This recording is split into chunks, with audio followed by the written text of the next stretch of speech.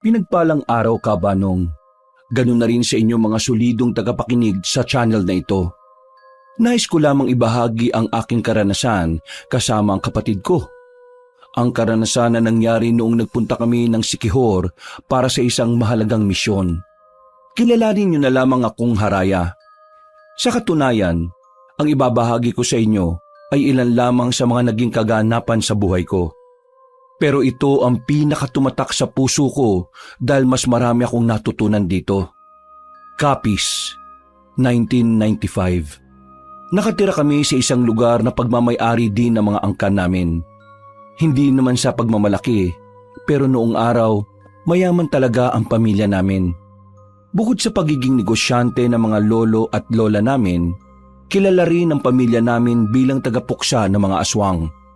Oo, Kabanong, tama ang nabasa nyo. Minsan sa probinsya ng Capiz, may pamilyang literal na pumapatay ng mga aswang. Ang pagiging manunugis at birador ay minana na namin. Noong panahon na yon, 2 na lang kami ng kapatid ko ang pinakabata sa angkan. Kaya naman, isinabak na rin kami ng aming lolo para sa isang mahalagang misyon.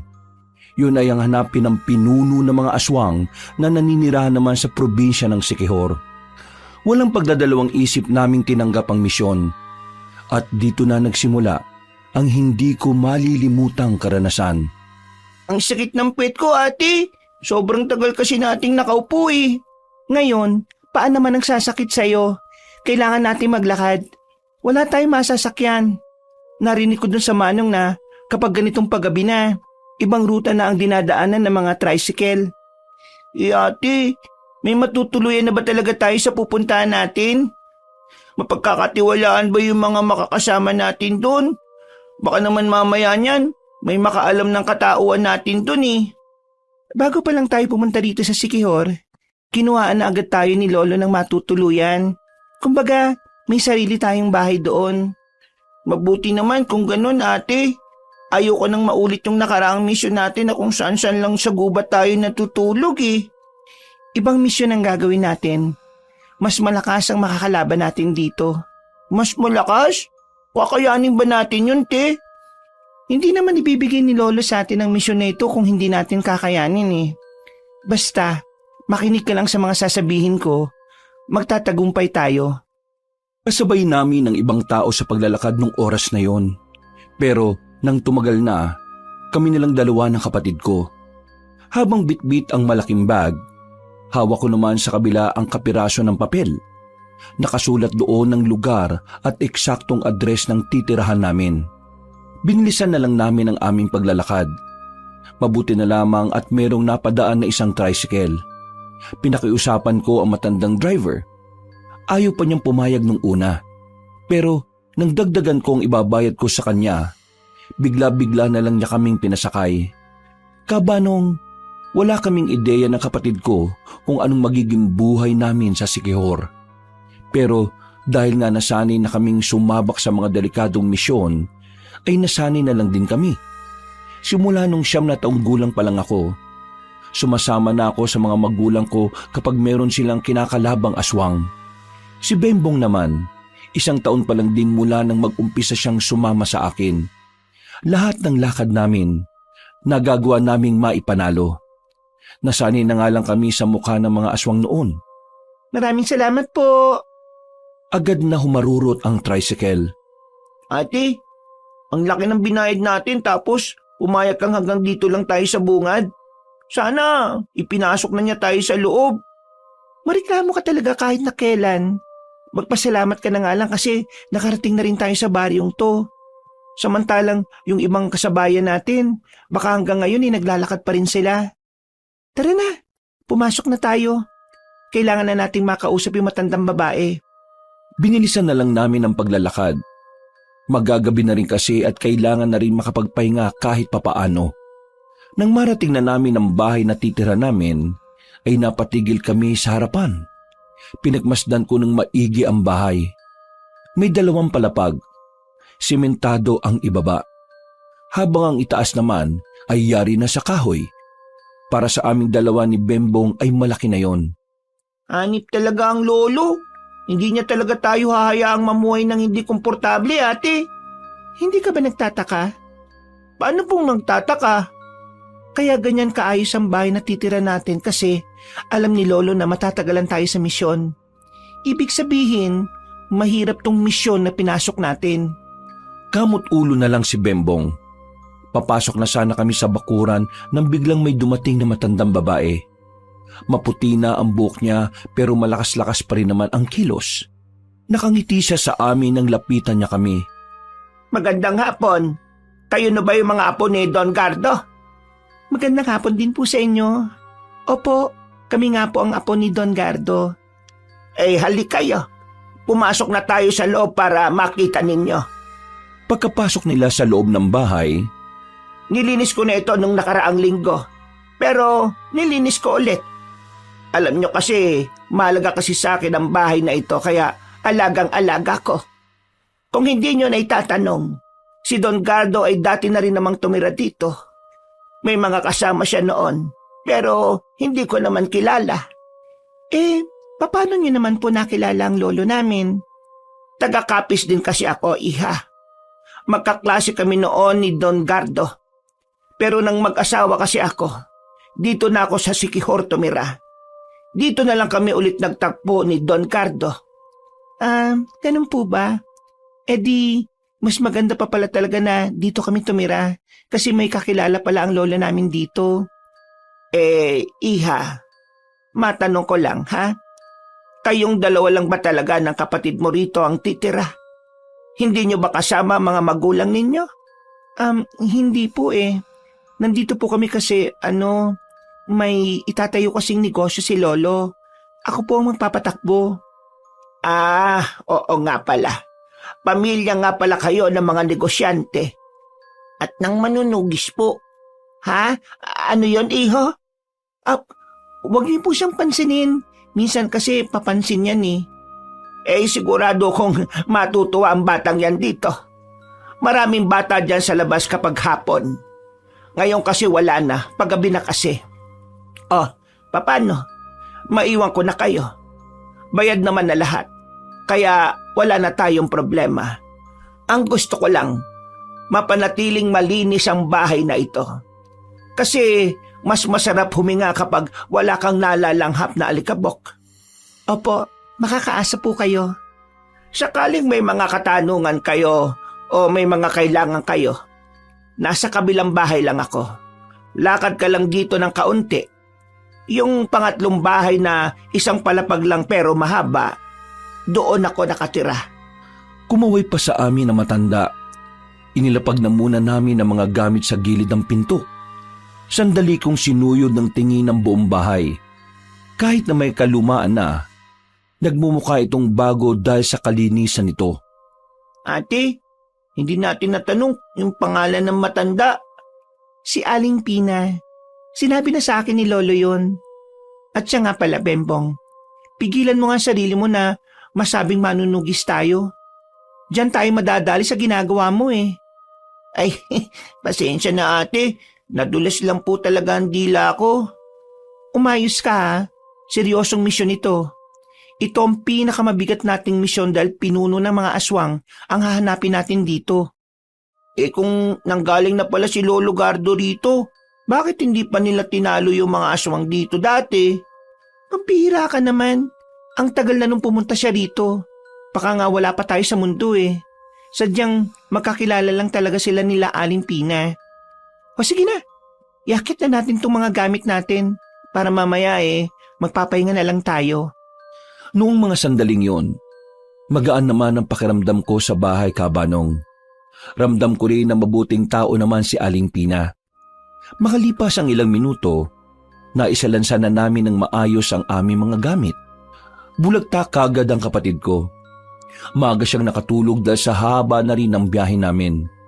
Habang ako, pinili kong magmuni-muni sa labas.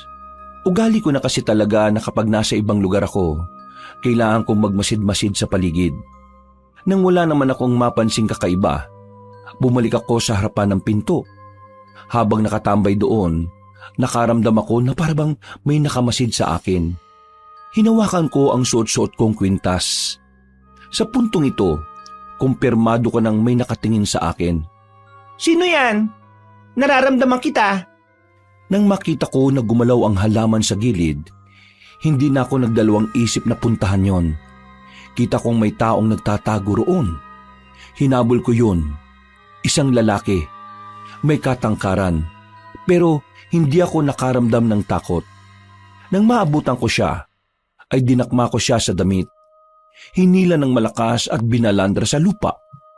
Wag! Wag mo ako sasaktan! Wala akong masamang intensyon! Sino ka? At bakit ka nagmamatsak sa bakuran namin? Hindi ako nagmamatsyag! Nakatingin lang ako! Pareho lang yon, no? Magpakilala ka. Kung ayaw mong baliin ko itong buto mo. Aray! Wag! Una! Magpapakilala na ako! Buong pangalan. At kung anong ginagawa mo sa lipunan. Ha? Bakit ganun? Sumunod ka. Kung ayaw mong baliin ko talaga tong braso mo. Aray! Dandan! Aray! Ako si Jano. Nagtitinda ako ng uling sa palengke. Aray ko naman! Bakit ka nagmamatsyag? Hindi nga ako nagmamatsyag. Kukuha kasi sana ako ng tanglad sa likod ng bahay nyo. Pero nung makita kong may tao na, napatigil ako. Nakasilip lang ako sa halamanan kasi nakita kita. Nahiya akong lumapit Palagi kasi ako nakuha ng tanglad sa likod bahay ninyo. Kahit itanong mo pa kay Aling Pina, sa kanya nga palagi ako nagpapaalam Mapapatunayan mo ba yan sinasabi mo? Oo, kung gusto mo, samahan kita sa bahay niya Itanong pa natin sa kanya. Para makasiguro akong totoo nga ang sinasabi niya, agad ko siyang binitiwan. Tinulak ko siya para mauna ng maglakad. Ilang minuto lang, narating na rin namin ang bahay ni Aling Pina. Sakto naman na nasa bakuran lang ang matanda habang kumukuha ng mga sinampay na damit. Bakit? Anong meron? Nakita ko kasi ito na pasilip-silip po sa labas ng bakuran namin Naginala ko sa kanya na baka may masama siyang binabalak. Gusto ko lang pong malaman kung kilala niyo po siya. Kilala ko siya. Si Jano. Palagi siyang nagpapaalam sa akin na kukuha ng tanglad sa likod bahay. Aling Pina, grabe naman pala itong bagong nakatira doon. Parang Amazona. Muntikan pa ako mabalian ng buto O naniniwala ka na ba? Sige, naniniwala na ako. Pero hindi mo ako masisisi kung bakit ganun ang ginawa ko sa'yo. Pasensya na. Hindi ko rin kasi talaga alam ang gagawin ko Kung nagpakita naman kasi ako kanina, para lang sa tanglad. Baka rin hindi maging maganda ang isipin mo sa akin. Lalo na, hindi mo naman ako kilala. Pasensya na rin kung nasaktan kita. Sa susunod, kapag hingi ka ng tanglad, magsabi ka na lang saglit at pumunta ka na lang sa likod ng bahay. Basta, wag lang sobrang gabi yan naman pala Ayos na. Jano nga pala pangalan ko. Doon lang ako nakatira sa kabila. Matagal na ako dito. Dito na ako lumaki. Haraya naman ang pangalan ko. Kararating lang namin kanina. Aling Pina, sila ba yung sinasabi nila mag-joko na magtatayo ng negosyong sagingan? Oo, sila nga yon. Sakto. Kami pala yung pagkukuhanan nyo ng saging. Yung airpot ko, may malawak na taniman ng saging Saan ba kayo magtatayo ng tindahan? Hindi tindahan, kariton. Mas naisip ko kasi na maganda ang kariton. Para mas maraming tao ang pwedeng bumili. Kung nasa isang lugar kasi, kakaunti lang ang makakabili. Kariton? Seryoso ba? Ang sabi kasi nung nakaraan, malaking pera yung binagsak nyo kay airpot.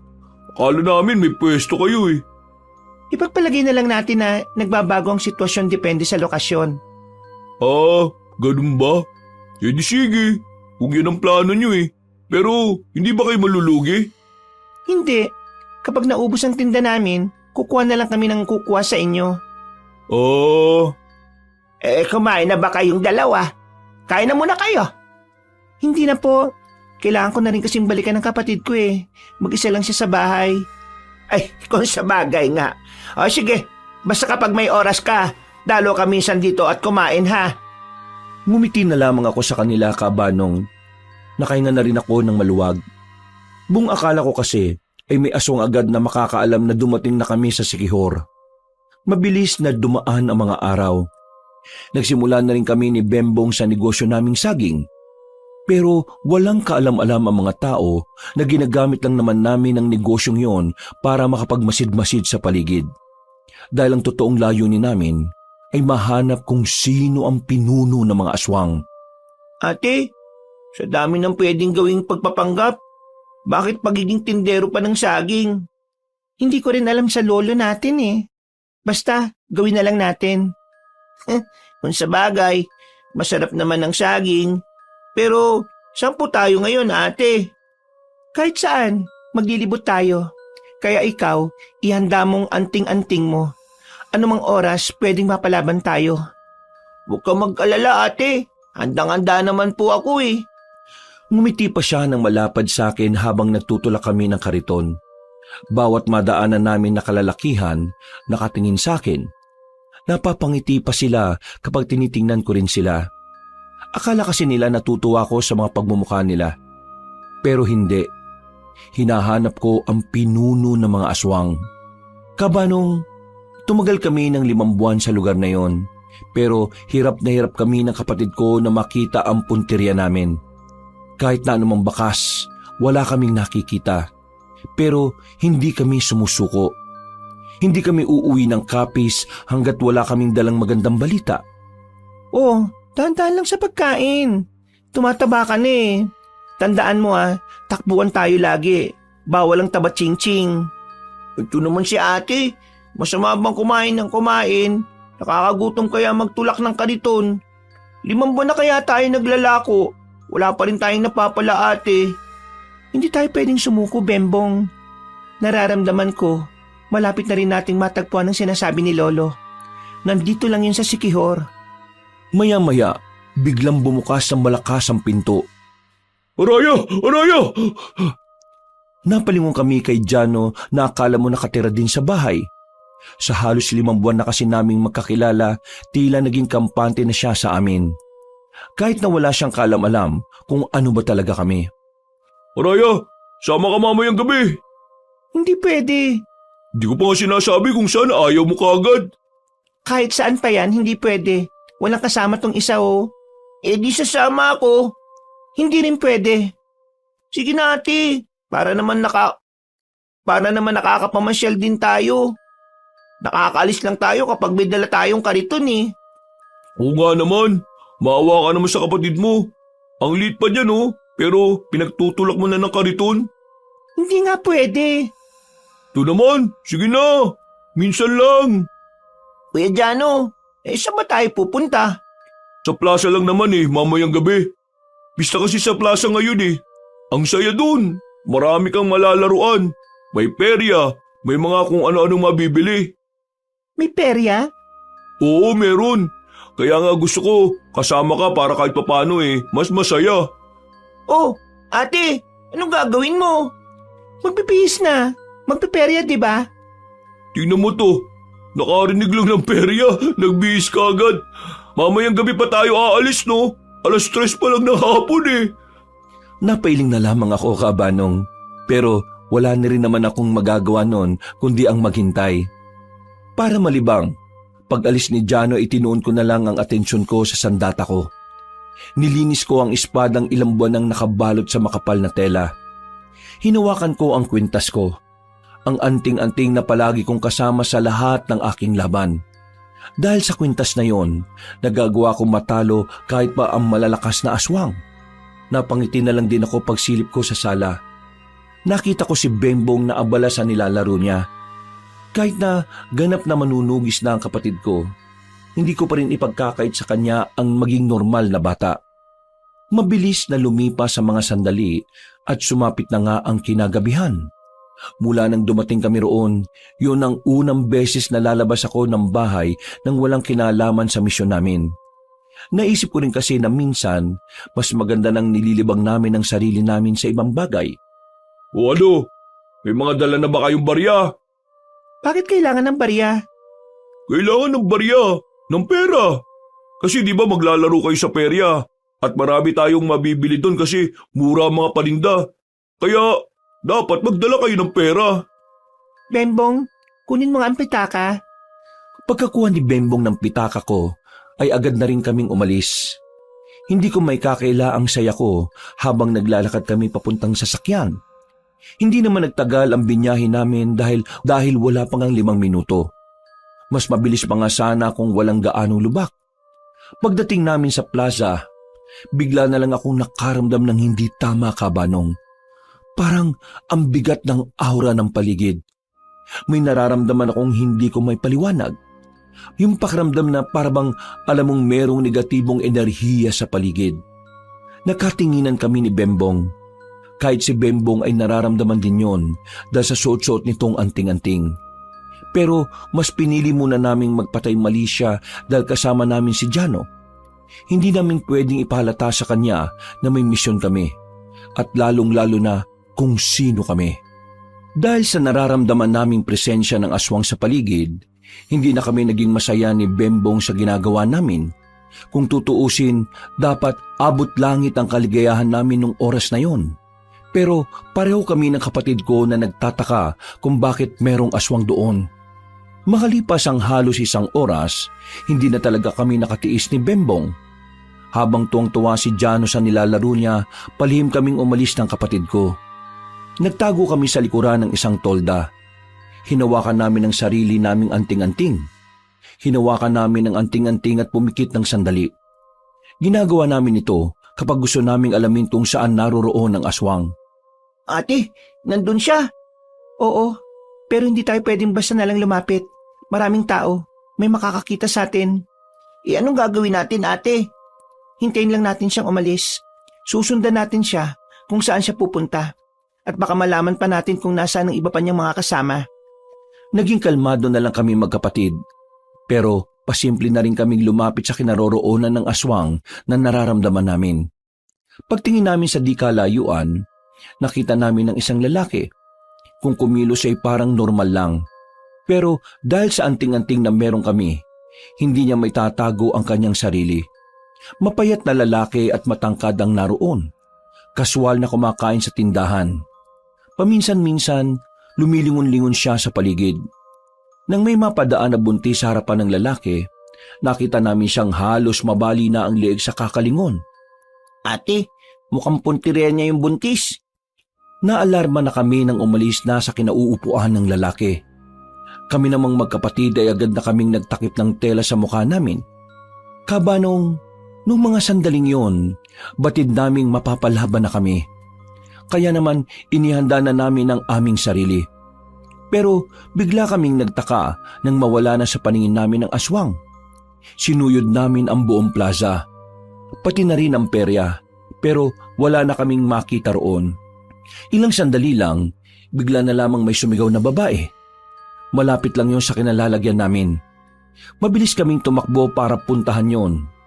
Pagdating namin, inabutan na namin ang babaeng buntis na wala ng buhay. Nakabulagta na siya sa damuhan.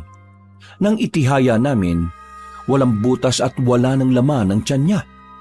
Bembong, mapapalaban tayo. Handa mong sarili mo.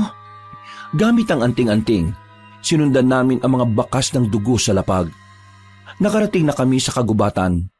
At habang hinahanap namin ang mga aswang, bigla na lamang may umatake sa amin. Hinihintay lang din pala kami. Muntikan na niyang tamaan si Bembong. Pero ang hindi alam ng aswang, si Bembong ang mas magaling sa aming dalawa pagdating sa pag-ilag. Makulit kang aswang ka, ha? Tumalon si Bembong palapit sa aswang. At dahil sa taglay niyang bilis, agad niyang sinuntok ang aswang sa panga. Hindi naman ako nagpahuli. Lumapit ako at sinipa ko yon sa pagitan ng hita. Nang mapalod na siya, sabay naming binugbog ang aswang. Pinagsasasapak at pinagsususuntok namin siya.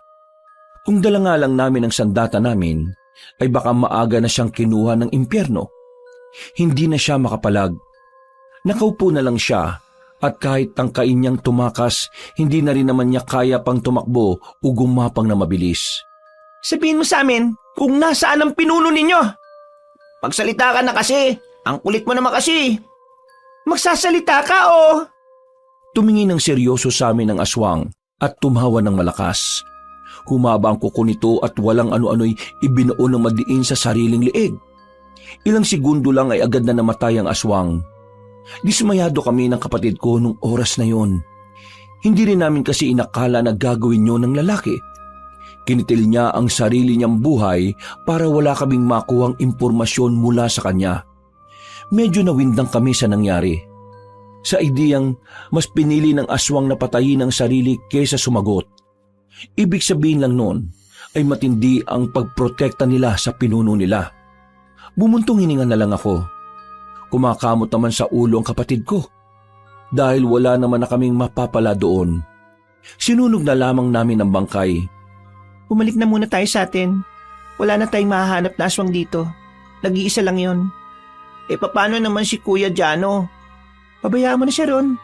Sabihin na lang natin na nagkaroon ng emergency. Hindi man lang ba tayo magpapaalam? Kapag nagpaalam tayo, magpupumilit na naman yun eh. Hindi na kami bumalik sa peryahan. Nilisan na rin namin ang lugar na yon. Nakahanap naman kagad kami ng masasakyan nang makita namin ang ibang nakapila na tricycle. Nakabalik naman kami ng maayos sa aming bahay. Nakatulog agad si Bembong dahil sa pagod, na parabang wala itong kinalaban na aswang. Ako naman, nagmuni-muni naman ako sa tapat ng bahay habang kumakain ng natirang saging. Noong mga sandaling yon, ay hindi ko inakalang pupuntahan ako ni Jano. Ang buong akala ko kasi, nagbabad pa siya roon. Lumapit siya sa akin. Inabot niya ang isang babasaging pitsil. Nasa loob ang tubig. Kumuha ka na lang. Hindi naman ako nahingi ng tubig eh. Para sa'yo yan. Para sa akin. Oo, napalanunan ko kanina sa perya. Sigurado ka? Sa'yo na lang. 10 ganyan kasi ang naiuwi ko eh. 10? Grabe ka naman. Wala eh. Swerte eh. Ay teka, bakit na pala kayo umuwi nang hindi malang napapaalam sa akin? Sumakit kasi ang tiyan ni Bembong kanina. Kaya ayun, nagmamadali kaming makauwi para makadumi siya. Pasensya ka na. Hindi. Ayos lang naman. Wala kang dapat hihingi ng pasensya. Mas mahalaga pa rin ang kalusugan ng bata, no? Mabuti naman at naiintindihan mo. Pero, alam mo ba kung anong nangyari sa plaza? Ano? Sa may bandang likuran ng plaza, sa liblib na lugar, meron dong natagpo ang patay. Isang babae. Tapos, wakwak daw yung tiyan eh. Buntis daw yung babae. Ang hinala ng iba, naku, inaswang. Nakakatakot no? Naniniwala ka sa aswang? Oo naman, naniniwala ako dun. Ang dami kayang aswang dito dati. Alam mo kung saan merong aswang? Malamang hindi. Takot nga ako sa aswang eh. O sige, umuwi ka na sa inyo. Baka mamaya kainin ka pa ng aswang sa daan. Uy, para tong sira. Sige na nga, uwi na ako. Yung pitsil ingatan mo Naglakad na paalis si Jano. Napatingin na lamang ako sa hawak-hawak kong pitsil. Napapangiti na lang ako dahil sa buong buhay ko, wala ko natatanggap na ganoon sa kahit na sino. Kinabukasan, maaga kaming gumising ni Bembong. Nakahanda na ang kariton namin na may saktong karga ng mga saging. Dahil kasi sa nangyari sa plaza, mas lalong lumakas ang paniniwala naming magkapatid na malapit na naming makita ang pinuno ng mga aswang. Dakong 8:00 ng umaga, nakaalis na rin kami sa baryo. Tulak-tulak ang kariton, kung saan-saan na naman kami gumala. Sobrang layo na ng narating namin, hanggang sa may mapuntahan na naman kaming isang baryo. Katamtaman lang naman ang laki ng baryo na yun. Ate, parang wala naman pong aswang dito eh. Hindi naman nagiging aktibo yung anting-anting ko. Inaaming boses mo. Mapapahamak tayo sa ginagawa mo eh. Ay, pasensya na ate Pagmasid ka, hindi tayo pwedeng maging kampante. Napatigil kami nang merong matandang lalaki na lumapit. Puti na ang buhok ng matanda, pero diretso pa ang tindig. Mukha ring alagang-alaga nito ang katawan dahil na rin sa pagiging maskulado nito. Nakangiti siya sa amin, sabay tingin sa tinitinda naming saging. Mabuti naman at may naligaw na rin na nagtitinda ng saging dito sa baryo namin. Napakadalang lang kasi mga nagtitinda ng ganyan na umaabot dito. Pero magkano bang isang piling? Kinikilo nyo ba yan? 20 pesos lang po ang isang piling. 20 pesos? Kahit ba ilan ang nasa piling at kahit ano ang laki? Opo. Aba, Siguradong marami kayong naibebenta, no? Hindi naman po, tama lang. Sa katunayan, kanina pa kami tulak ng tulak sa kariton namin pero hindi pa rin nauubos eh. Huwag kayong mag-alala. Marami naman akong bibilhin. 5 piling nga. Mahilig kasi ako sa saging eh. Ganun po ba? E di tamang-tama po. Agad kong inilagay sa plastic ang binili ng matanda. Hindi pa rin nawawala ang ngiti niya sa akin. Noong mga oras na yon, kahit ako'y hindi ko rin maintindihan kung bakit parang ang gaan ng kalooban ko sa kanya. Maging si Bembong din na hindi naman masyadong nakikipag-usap sa matatanda, parang komportable rin siya roon. Alam niyong dalawa, ang mga kagaya niyo ang may pag-asang umunlad. Kasi ang mga kagaya niyong masisipag, kayo ang mga dapat tularan eh. Maraming salamat po. Pero masaya na po kami na meron na kaming nakakain sa pang-araw-araw. Napangiti na lang ako sa sinabi ni Bengbong. Hindi dahil natutuwa ako. Sadyang masaya na rin ako na nagagawa na rin niyang magpanggap sa ibang tao para lang hindi malaman ang katauhan namin. Dapat ang isang tao, hindi nakukontento kung ano lang ang meron siya ngayon. Dapat mas nagsisikap tayo para umunlad. Hindi po kayo maintindihan ng batang yan. Puro kalokohan lang pong nasa isip niyan eh. Ganyan naman talaga ang mga bata. O sige na, mauna na ako at kakain pa ako ha. Maglibot-libot lang kayo rito at baka meron pang bumili. Marami sana kayong mabenta. Kumuhay pa siya sa amin na parabang sobrang tagal na niya kaming kilala. Ate, tingin ko kilala ni Lolo yun. Anong kilala? Paano mo naman nasabi? Magaan ang loob natin sa kanya eh. Diba ganun ka rin naman? Oo, magaan nga. Hindi ko nga rin alam kung bakit eh. Baka siguro mabait talaga siya sa tao. Ganun naman kasi yon. Kapag mabuti kang tao, sa kahit sino makakausap mo matutuwa sa'yo. Bakit ako? Mabuti naman po akong tao pero lagi mo akong pinapagalitan. Ay naku, ewan ko sa'yo. Tara na nga, magtulak na tayo. Pinagpatuloy namin ang pagtutulak ng kariton. Nang madaanan namin ang ibang bahay, nagsilapitan ang iba. May mga nag-aagawan pa. Meron pang ang nagkagalit para lang makipag-unahan. Noong mga sandaling yon, hindi ko maintindihan kung bakit parang sobrang mahalaga sa kanila ang saging. Pero kahit na ganon, pinagbentahan na lang namin. Naisip ko na lang na baka totoo nga ang sinasabi ng matandang lalaki na madalang lang talagang may nagpupunta roon para magbenta ng saging. Ate, mga unggoy ba sila? Tingnan mo 5 piling na lang natira. Nag-aaway pa yung 3 bumili. Shh! Huy! Pipit mo! Ikaw talaga bata ka. Ay, pasensya na po. Bumuntong hininga na lang ako. Paubos na kasi ang tinda namin at kapag naubos yun, wala na kaming maaaring gawing pamorma para itago ang tunay naming pakay. Kaya naman naisipan ko ng dagdagan ng tinda namin sa mga sumunod na araw. Bagsak lang din naman ng bagsak si Jano ng saging sa amin kaya tuloy-tuloy ang benta. Sa mga nakalipas na araw ay mas napadalas ang pagdaan namin sa baryo ng Makopa. Ang baryong yun ang unang baryo na kinatuwaan namin ni Bembong. Yun yung baryo na palaging tuwang-tuwa kapag dumadaan kami. Doon din ang baryo na tinitirhan na matandang si Aduhay, ang matandang lalaki na unang nakausap namin doon. Hindi ko alam kung ano ang meron sa baryong yon, pero paulit-ulit kaming nagpupunta ng kapatid ko doon para lang masuplehan sila ng saging. Habang ginagawa namin kasi yon, pakiramdam ko ay nagkakaroon din ng saysayang misyon namin. Ate, ubos na naman tong nasa karito natin. Ang dami na naman natin pera. Hindi naman natin kailangan yan eh. Ang kailangan natin, mahanap yung pinuno ng mga aswang. Akala mo ba hindi ko iniisip yan? Bakit ba kasi natin sila laging binibentahan? Kahit ako, nagtataka na rin eh. Kasi parang di kompletong araw natin pag di tayo dumadaan sa kanila. Bembong, wala ka bang nararamdaman na kakaiba sa baryo ng Makopa? Paano kakaiba ate? Kakaiba? Basta, kakaibang pakiramdam. Wala naman ate. Magiging aktibo naman itong anting-anting kung may panganib sa paligid eh. Ikaw, may nararamdaman ka rin ba? Wala. Magaan din ang pakiramdam ko. Wala rin naman sinasabi ang anting-anting ko kung may dapat tayong ikabahala. Ibig sabihin lang nito ate, Hindi ang baryo ng Macopa ang dapat natin pinag-aaksaya ng oras. Napaisip din ako sa sinabi ng kapatid ko. May punto siya. Tama siya sa sinasabi niya. Pero kahit na ako man din, nahihiwagaan na sa nararamdaman ko. Para kasing unti-unti na rin akong nagkakaroon ng pakialam sa mga taong naroon. Nang makauwi kami sa baryo namin, isang lalaki ang aksidenteng nasagi namin ng kariton. Dumaan kasi yung gulong sa lubak. Sumakto naman na may napadaan kaya hindi na namin napigilan.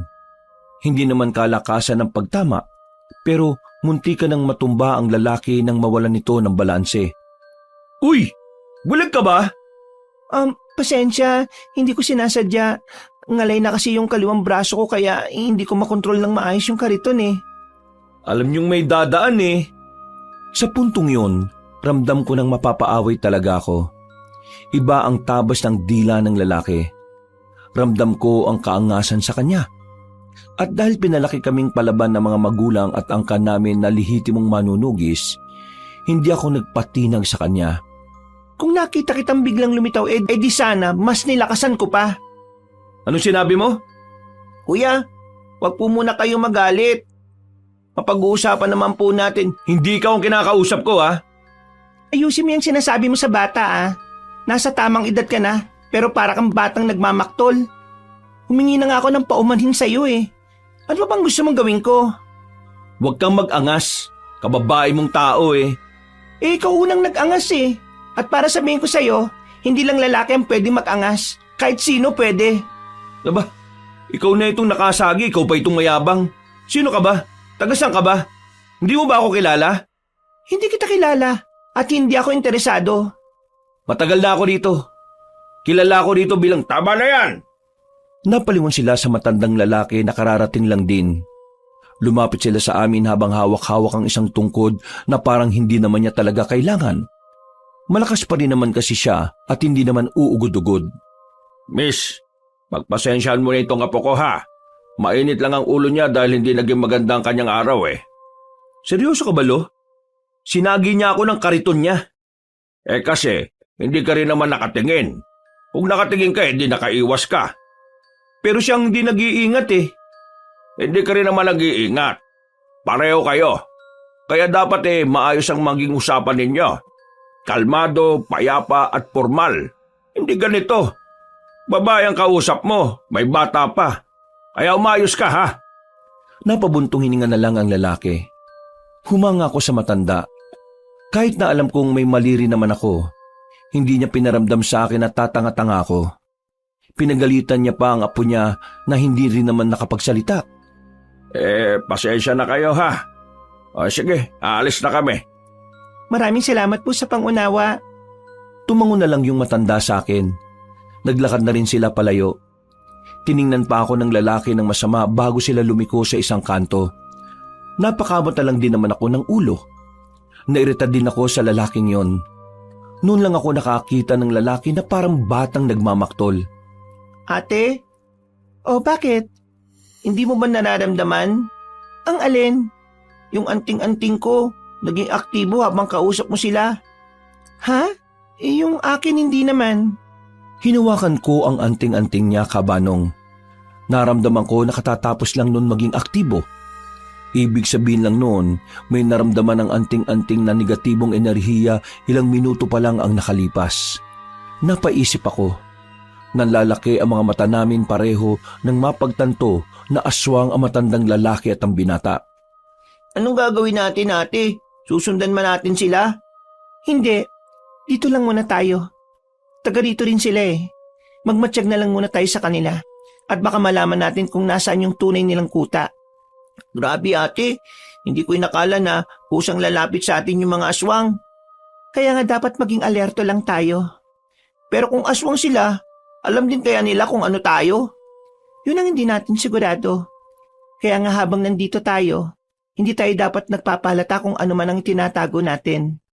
Kabanong, kahit nakatingkatin na akong paslangin ng dalawang aswang na yon, ikinalma ko na rin muna ang sarili ko. Nagdesisyon akong umuwi na lang muna. At dahil nga sa ideyang maaring mas dumami pa ang aswang na dumarating sa baryo, pasimple na rin akong naglagay ng mga pangontra sa mga bahay namin. Ang mga pangontrang yon ay natutunan ko pang gawin mula sa mga ninuno namin. Nung gabing yon, Araya! Oh, Aling Pina! Gabing-gabi na. Bakit hindi pa kayo natutulog? Nandito ako para sana kumustahin kayo. Ayos lang ba kayo rito? Ayos lang naman po. Bakit? May nangyari po ba? Ay, wala naman. Natanong ko lang naman. At ibibigay ko din pala itong ginawa kong suman. Kainin mo na yan ha, kasi baka masira na kinabukasan. Maraming salamat po, Aling Pina. naglakad na rin siya palabas ng bakuran namin. Tinikman ko kagad ang bigay niyang suman. Masarap, malagkit at matamis. Masasabi kong yun na ang isa sa pinakamasarap na suman na natikman ko. Kinabukasan, wala kaming lako ni Bembong. Ilalaan lang sana namin ang mga sandali para sa pagpapahinga. Maya-maya, Ate, ano bang meron sa labas? Bakit nang ingay? Tanghali na, Bembong. Bumangon ka na. Antok pa ako eh. Akala ko ba magpapahinga? Magpapahinga, pero hindi ko sinabi na higa ka buong araw. Kaya bumangon ka dyan. kumakamot siya sa ulo. Maya-maya pa ay hindi na kami magkarinigan nang tumapat na sa bahay namin ang parada. Sakto naman na dumating si Jano nung oras na yon. Ha? Anong sinasabi mo? Sabi ko, sama kayo sa akin. Sunod tayo sa parada. Ate, tara, sunod tayo. Hindi na nga sana ako papayag pero naisip ko na pagbigyan na lang si Bembong. Tutal, nung araw naman na yon ay kailangan din naming malibang. Ilang buwan na rin kaming konsumido kung saan namin makikita ang pinuno ng mga aswang. Maingay nung oras na yon dahil sa parada ng mga nagda-drum and lyre. Nagsisigawan na kami pero hirap pa rin naming marinig ang isa't isa. Pero kahit na maingay, kitang-kita ko ang mga taong naroon kung gaano kasaya. Masaya ba? Ha? Ano yon? Masaya ka ba ngayon? Kabayo? Anong kabayo? Ha? Ay nako, mamaya mo na nga ako kausapin, ang ingay eh. Nang makalagpas ang parada, saka lang kami nagkaroon ng maayos na pag-uusap ni Jano. May dala-dala siyang pagkain nang lumapit siya sa amin. Hindi ko alam kung saan yun galing pero tinanggap ko pa rin. Kakagat na sana ako nang makita ko na naman ang lalaking nakasagutan ko. Kasama pa rin ito ang matandang lalaki na lolo rin naman niya. Nagkatinginan kami ni Bembong. Pareho kami nang naiisip. Kung wala lang siguro si Jano at kung hindi lang tirik ang araw, baka hindi na kami nakapagpigil pa ng kapatid ko. Sumenyas ako sa kanya. Nakuha naman niya ang nais kong sabihin. Iniwan ko siya sandali at pasimple akong lumapit sa hinihinala kong aswang. Sa hindi inaasahang pagkakataon, napating din siya sa akin. Nakasimangot pa rin. Ako naman, pinakiramdaman ko lang ang suot-suot kong anting-anting. Nagtataka ako kung bakit parang hindi naman nagiging aktibo ang anting-anting ko. Tinitingnan mo ba ako? Oo, bakit? Anong problema mo sa akin? Problema? Depende. Miss, hindi kita kilala at ganun ka rin naman sa akin. Kaya pakiusap lang, huwag kang masyadong madikit. May gusto ka siguro sa akin ano? Ang lakas naman ng hangin mo. Bakit parang sinusundan mo ako? Sinusundan? Paano mo naman nasabi? Kagaya niyang ginagawa mo. Taga rito rin ako. At kaya ako nandito, sinusundan namin yung parada kanina. At hindi ikaw. Masyado ka yatang nag-iilusyon. Hindi na nagsalita pa ang lalaki, pero baka sa mukha niya ang pagkainis sa akin.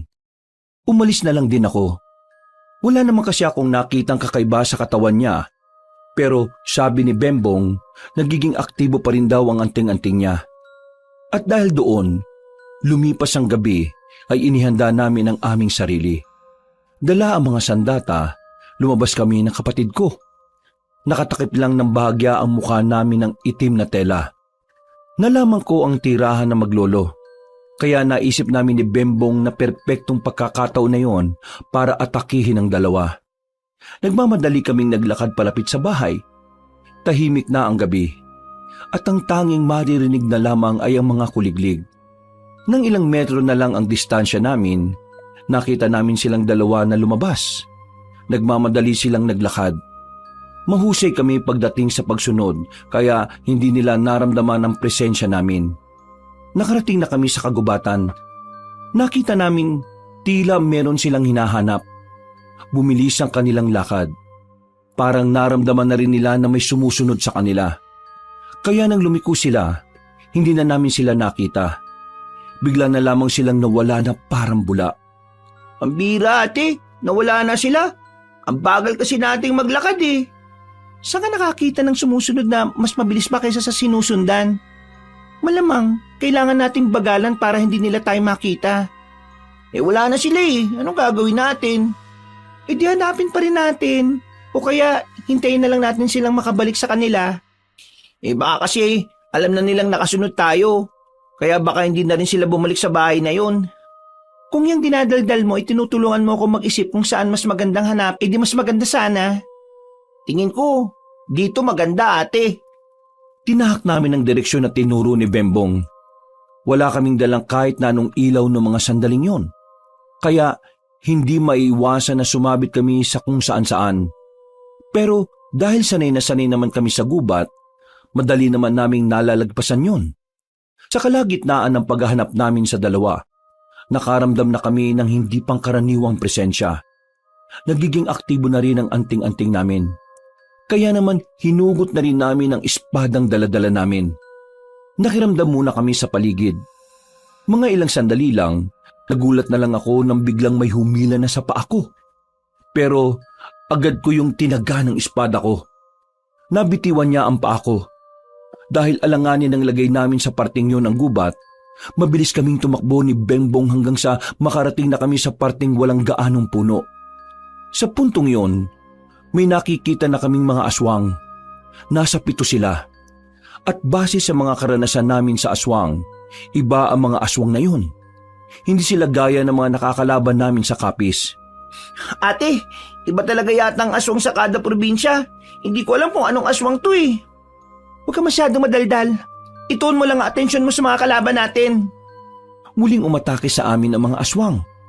Kahit naiilagan namin ang mga pag-atake nila, ay aminado kong maliliksi talaga sila. At para bang may mga alam din sa pakikipaglaban. Yun ang unang beses na nakainkwentro kami ng aswang na para bang kagaya lang din namin ang husay. Kaya nung mga sandaling yon, mas nag-ingat kami ng kapatid ko. Hindi namin minaliit ang kalaban namin. Bembong! Ay, aagulat ka naman ate. Hindi ka ba tumitingin sa likuran mo? Umayos ka nga. Huwag ka mag-alala ate. Hindi naman ako mapapahamak eh. Ay naku, kampante ka masyado. Baka ikaw pa mauna sa akin eh. Muli kaming nagdikit. Pumapalibot na sa amin ang mga aswang habang paikot-ikot sila. Nakita kong medyo mahihirapan kami sa mga yon kung hindi namin siseryosohin ang nangyayari. Kaya naman hinawakan ko na ang aking anting-anting at lihim na bumulong. Walang ano-ano ay kaagad na dumalaw ang kakaibang enerhiya sa buong katawang ko. Mabilis kong tinakbo ang nasa harapan ko. Hindi na malaya ng mga aswang ang paglapit ko kaya pinagtatataga ko sila. Sumunod din naman sa akin si Bembong. Pinakita namin sa kanila kung gaano kami kagagaling. Kalaunan, tila nawindang ang mga aswang. Tumigil sila at para bang nagdadalawang isip ng lumaban sa amin. Ano? Ayaw niyo na ba? Ang kukulit niyo ah. Baka hindi niyo kami kilala. Kabilang kami sa mga pinakamahuhusay na manunugis ng kapis. Nagawa mo pa talaga magyabang ah. Sabayan mo na ako. Tapusin na natin to. Hindi namin pinabayaan na makatakas sa mga aswang na natira. Ginamit namin ang kapangyarihan ng anting-anting. At dahil doon, nagawa namin silang paslangin kahit tinangkapan nilang tumakas. Kabanong, wala pa sa 10 minuto ay nagawa na naming lasagin ang mga yon. Wala pa sa 10 minuto ay nagawa na naming lagasin ang mga yon. Pumuntong hininga na lamang ako. Ang akala ko kasi ay mahihirapan kami. Pero pangkaraniwang aswang lang din pala ang nakalaban namin. Ang pinagkaiba lang pala ay mas mabilis sila ng kaunti. Aalis na sana kami nang biglang merong lumitaw mula sa gilid. Humigpit uli ang hawak namin sa espada nang malaman kung sino yon. Mga ako sa pinakita ninyo. Hindi ko inakala na isa ka palang manunugis. Kaya naman pala may kayabangan ka rin eh, no? Mabuti naman at inilabas niyo na rin ang sarili ninyo para hindi na kami mahirapang maghanap sa inyo. Ate, ngayon na! Nagulat ang maglolo nang bigla kaming umatake. Bumunot din ng patalim ang mga yon at nagawang salagi ng atake namin. Hindi kami tumigil at patuloy lang sa paglapit. Nang makadistansya ng bahagya ang maglolo ay nagsalita yung lalaki. Uy! Ano pinagagawa nyo? Hindi kami kalaban! Lumang tugtugin na yan. Bulok na estilo ng mga aswang kapag hindi nila kaya kalaban nila. Hindi nga kami kalaban! Bakit ayaw nyo muna kami magsalita? Manahimik ka, aswang! Muli kaming lumapit ng mabilis gamit ang kapangyarihan ng anting-anting. Sa mga sandaling ito, nagtataka na rin ako kung papaano nila nagagawa akong salagin. Sa isip-isip ko, wala pa akong aswang na nakalaban na parang kalkulado ang galaw ko.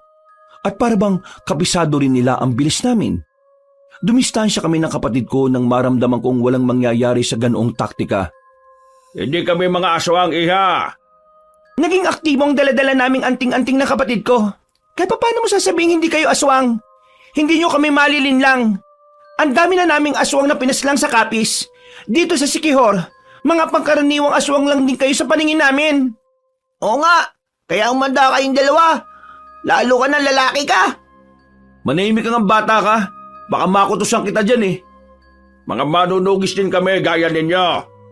Bigla ko natigilan sa sinabi na matanda. Pinakita niya pa sa akin ang kwintas niya na may bilog na palawit. Sa puntong ito ay marahang kong naibaba ang armas ko. Kaya nagiging aktibong anting-anting ninyo kapag nasa paligid kami. Ay dahil meron kaming suot-suot na kung saan kapag nasa katawan mo yon, ang presensya na meron ka ay magiging presensya na ng aswang.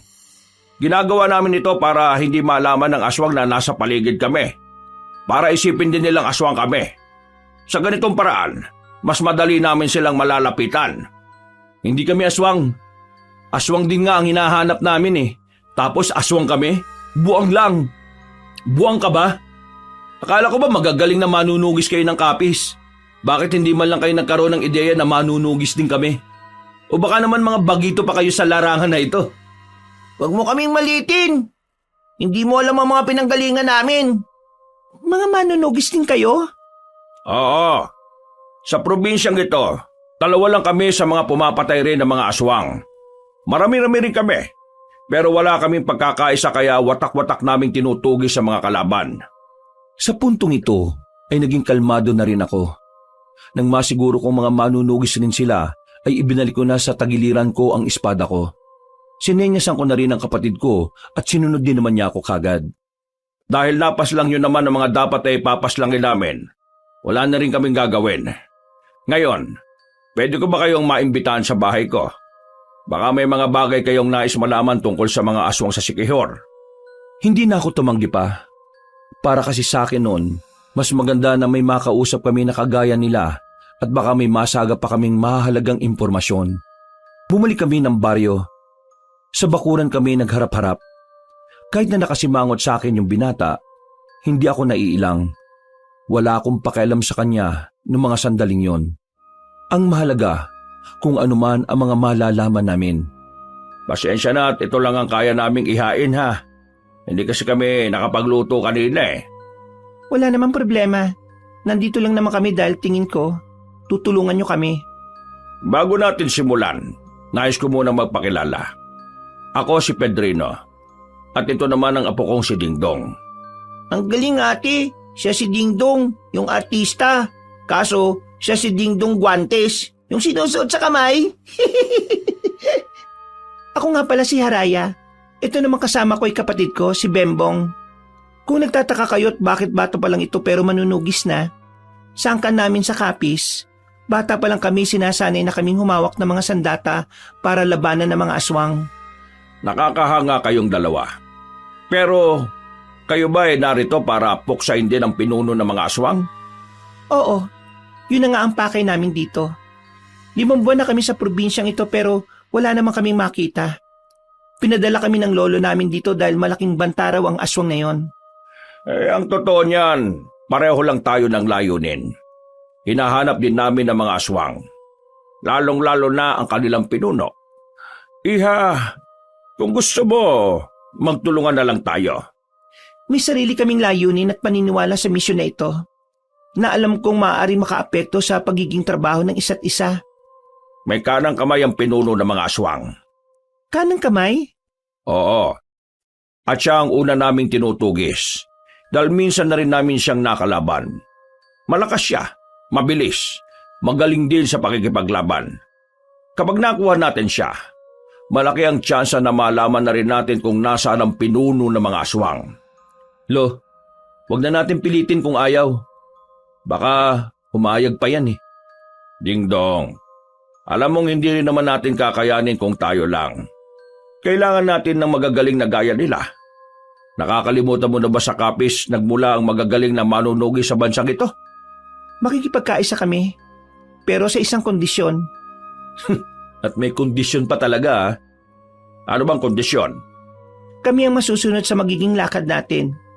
Ano ka, sinuswerte? Gagawin mo kaming bata-bata mo? Kagaya nga na sinabi ko, iba ang paraan namin ng pagtugis. Mas mabilis kaming magtrabaho. Wala ng tsetche-buretche. Sinasabi ko lang naman na gusto ko kami ang masunod para sa ilang sitwasyon na kailangan nating magdesisyon. Kung ayaw nyo, wala naman din problema sa akin. Kasi kahit kaming dalawa lang ng kapatid ko, kaya naman namin. Yabang talaga eh. Okay, sige. Papayag kami sa gusto mo. Lo, may lagnat ka ba? Bakit ka papayag? Kailangan natin ang makakatulong sa laban. Kung ano man ang inis na nararamdaman mo, pagpaliban mo na muna. Lalo na ngayon. Hindi natin alam kung kailan sila nagiging onggoyo. Onggoyo? Anong onggoyo? Hindi ba to nabanggit ng sinasabi mong lolo? Wala siyang binanggit sa akin. Ang sabi niya lang ay may malakas na aswang dito sa Siquijor na kailangan mamatay. Ang onggoyo ay isang uri ng aswang na may kakayahang magpalit ng anyo bilang mabangis na unggoy. Aswang na may kakayahan na maging mabangis na unggoy? May ganon? Manunugis kayo pero hindi nyo alam ang lahat ng uri ng aswang? Dapat, kada probinsya, inaaral nyo kung ano yung mga aswang na maaari nyong makalaban. Ang unggoyo ay dito lang sa Siquijor makikita, iha. Dito sila nananatili. Dito nabuo ang kanilang angkan. Wala akong ideya sa kanila. Ngayon ko lang din niya narinig. At dahil ngayon mo lang ito nalaman, isa lang ang ibig sabihin nito. Kailangan mo talaga kami sa laban na ito. Ate, baka naman gawa-gawa lang nila yan. Hoy bata, anong sinasabi mong gawa-gawa? Mas matagal na kami sa mundo kaysa sayo, no? Kaya alam namin ang bagay na to. Mas matanda ka pa po pala sa akin. Pero para ka pong bata eh. Ang ingay mo. Bembong, manahimik ka na nga dyan. Opo ate. Sige po, mananahimik na po ko. Marami pa kaming napag-usapan ng mga sandaling yon. Marami din akong naalaman mula sa kanila. Mga impormasyon na higit na makakatulong sa misyon na ibinigay sa amin. Pagkatapos namin doon, nagpaalam na rin kami sa kanila. Habang naglalakad, ay naisip ko na mas magiging madali na para sa amin na tapusin ang misyon. Pero hindi pala yun ang mangyayari. Isang linggo lang ang nakalipas, marami na agad ang nangyari. May biglang lumitaw na biktima ng aswang. Ilan sa mga yon, patay na. Meron din namang mga nawawalang tao. Pero yung sinasabi nilang kanang kamay ng pinunong aswang, hindi naman namin mahuli-huli. Muntik-muntikan lang. Masyado kasi talagang mailap ang isang yon. Ate, isang linggo na natin kasama sila Mang Pedrino sa lakad natin pero wala pa rin nangyayari. Mas maganda siguro kung tayong dalawa lang eh. Nakita mo naman ang sitwasyon, di ba? 4 na tayong umahabol dun sa kanang kamay, hindi pa rin natin nahuli. Isa lang ang ibig sabihin nun. Hindi natin siya kaya kung tayong dalawa lang ang haharap sa kanya. Bakit kasi tayo pang pinaharap ni Lolo kung hindi rin pala natin kaya? May dahilan siya kung bakit. Pero sa ngayon, alam ko lang pinagkakatiwalaan niya tayo sa misyon na ito. Kaya ikaw, huwag ka na magreklamo. Ayusin mo na lang ang suot mo at nang makapaglako na tayo. Maglalako? Hapon na ate. Magmula ngayon, hapon ang simula ng paglalako natin. Nagmamadaling nagbihis ang kapatid ko. Maya-maya lang din naman ay nakaalis na rin kami. Tulak-tulak na namin ang kariton. At habang tulak namin yon, ay parabang hinahatak na naman kami papunta sa baryo na Makopa. Ang mga saging na dala namin ay parabang sa baryong yun lang talaga nakalaan. Hanggang sa hindi na nga namin namamalayan, nakarating na nga kami doon. Sa labas pa lang, sinalubong na kagad kami ng residente. Kanya-kanya silang abot ng pera. Hindi na nila kinukuha ang sukli. Basta, diretso na lang sila kuha ng saging. Tumigil lang ang mga nagkakagulo nang dumating na si Mang Aduhay, ang pinakasuki namin. Nako, ilang araw yata kayong hindi napadaan Buti naman at napasyal na rin kayo. May mga bagay lang po kaming inasikaso. Kaya eto, ngayon lang ulit nakabili ng ipanglalako. At dahil ilang araw ko kayong hindi nakita, 10 piling na ang bibiling ko. Grabe naman po pala kayo, Mang Aduay. Ang dami niyong binili. Halatang gustong-gusto niyo ang saging Masustansya naman kasi ang saging Napangiti na lamang sa amin na matandang lalaki. Muling naglapitan ng mga tao. Dinumog na naman kami para bilhin ng mga natitirang saging. Noong mga oras na yon, wala pang kalahating oras ay naubos na ang mga tinda namin. Palis na sana kami, pero may napansin kaming kakaiba sa babaeng nakasalubong namin. Napansin ko na parang hindi siya mapakali. Kamot siya ng kamot. Nang silipin ko ang muka, nakita kong parang namumula mga mata niya.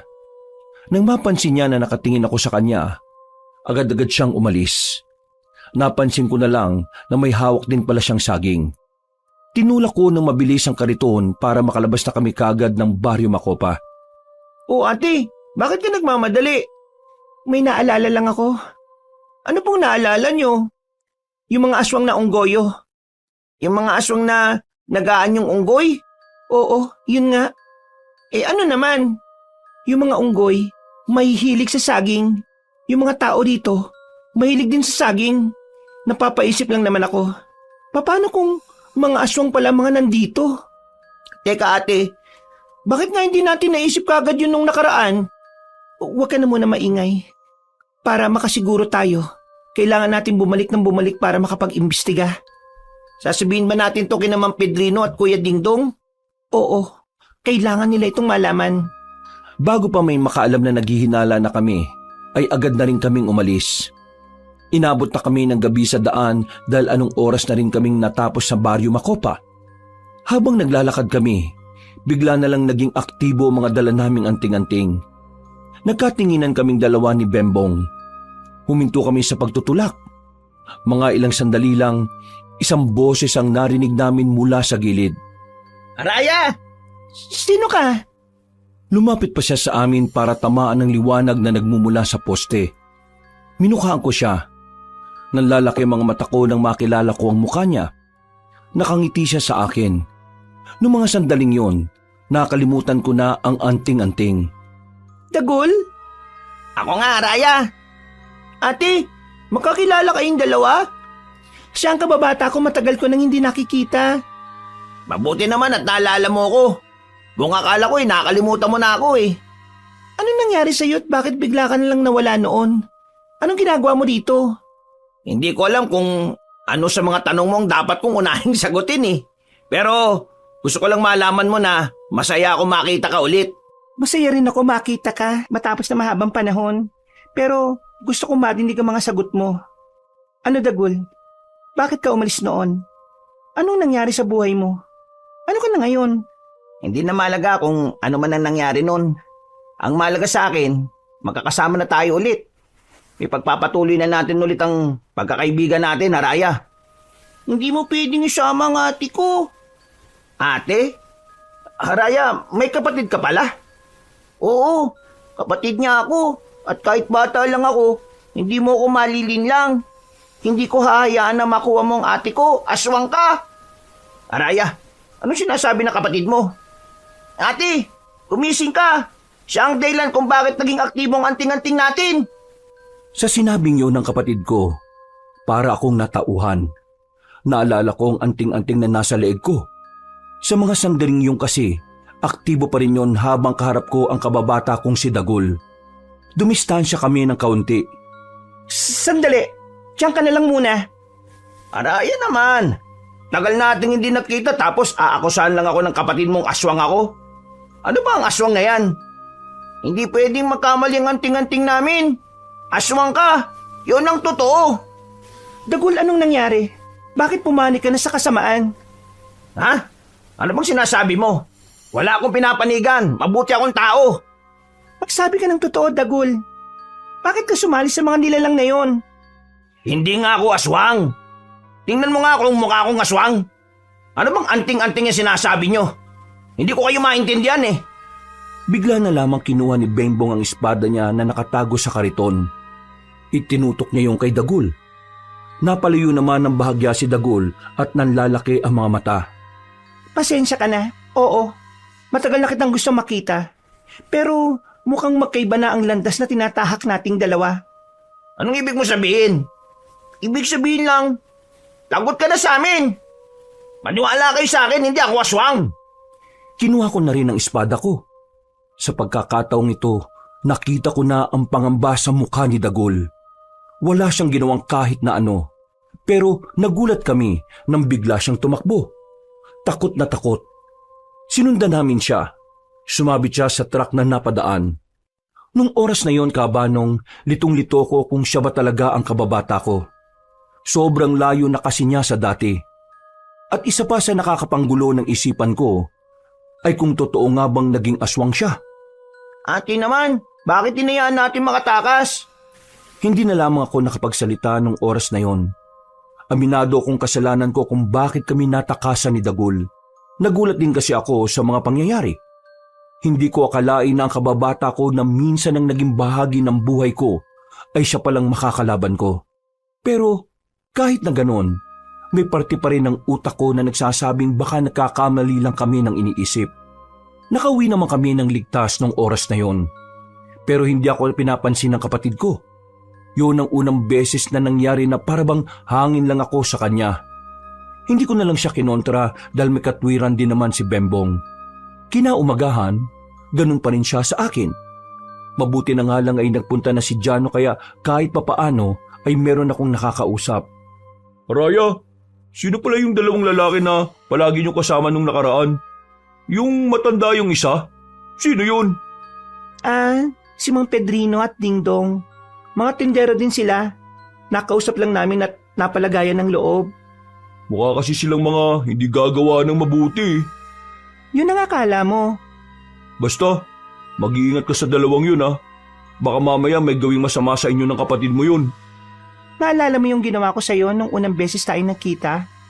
Gagawin ko yun sa kanila kapag may ginawa silang hindi maganda sa akin. Lalong-lalo na sa kapatid ko. Kung sa bagay, ikaw nga pala yung tipo ng babae na hindi basta-basta naaapi.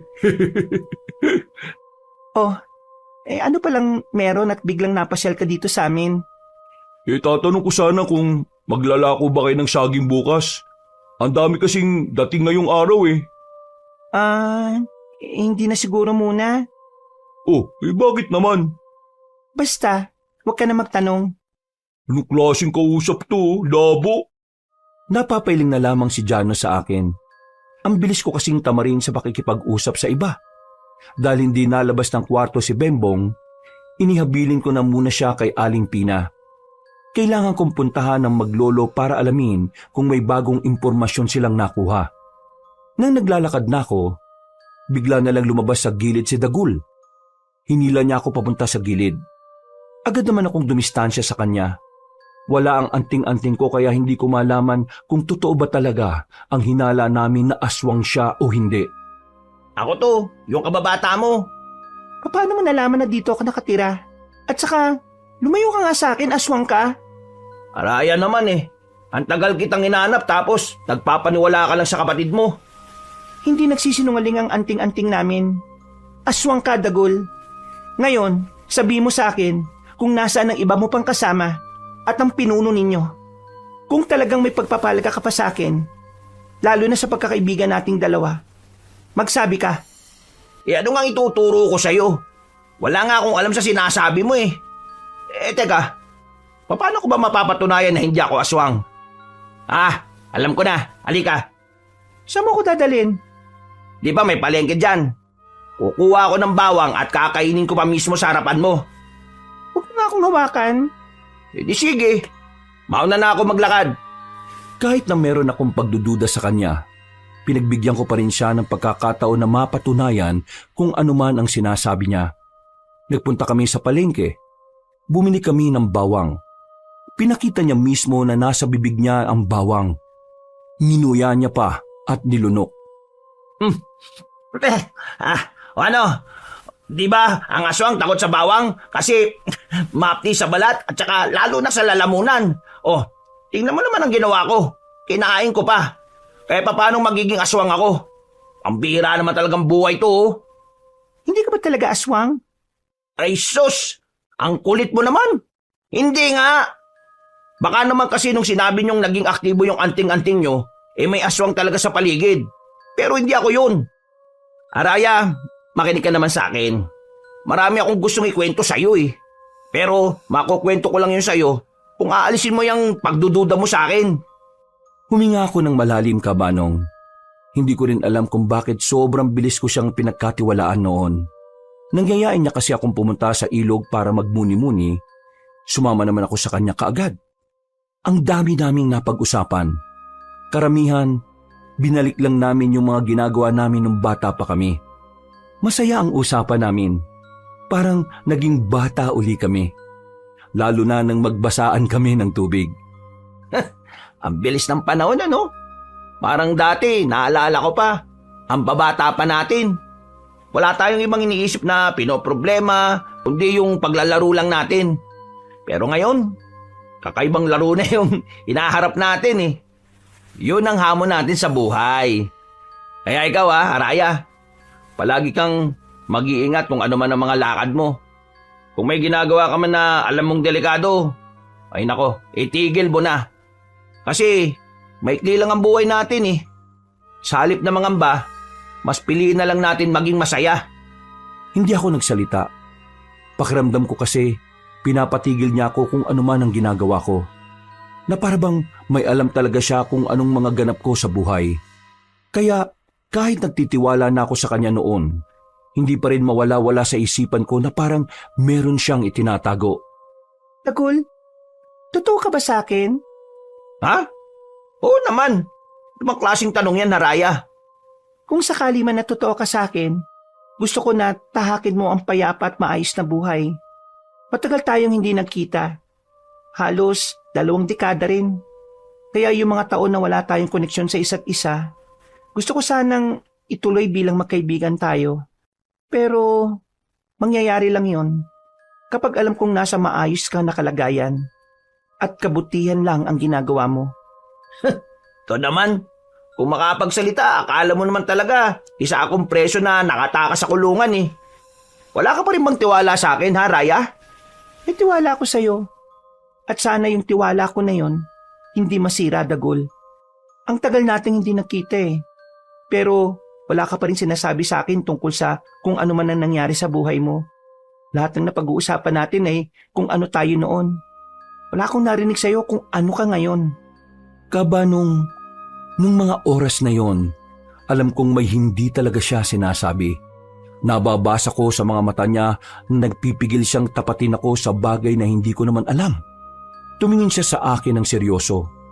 Natagpuan ko na lang ang sarili kong nakatitig sa kanya habang papalapit ang mukha niya sa akin. Nang maglalapat na ang labi namin, nakaramdam ako na parang may tumusok na karayom sa leeg ko. Napatayo ko nang makita kong kakaibang ngiti ni Dagul. Ang kaso, nahihilo na ako nung oras na yon. Anong ibig sabihin nito, Dagul? Ay, nako talaga. Kahit na kailan, ang mga babae, napakadaling utuin. Alam niyo kung bakit palagi kayong naloloko ng mga kalalakihan? Kasi, kaunting bulaklak na salita lang, bumibigay na kagad kayo. Mga inutil talaga kayo eh. Sino ka? Hindi ko si Dagul. Bakit gamit-gamit mo ang mukha niya?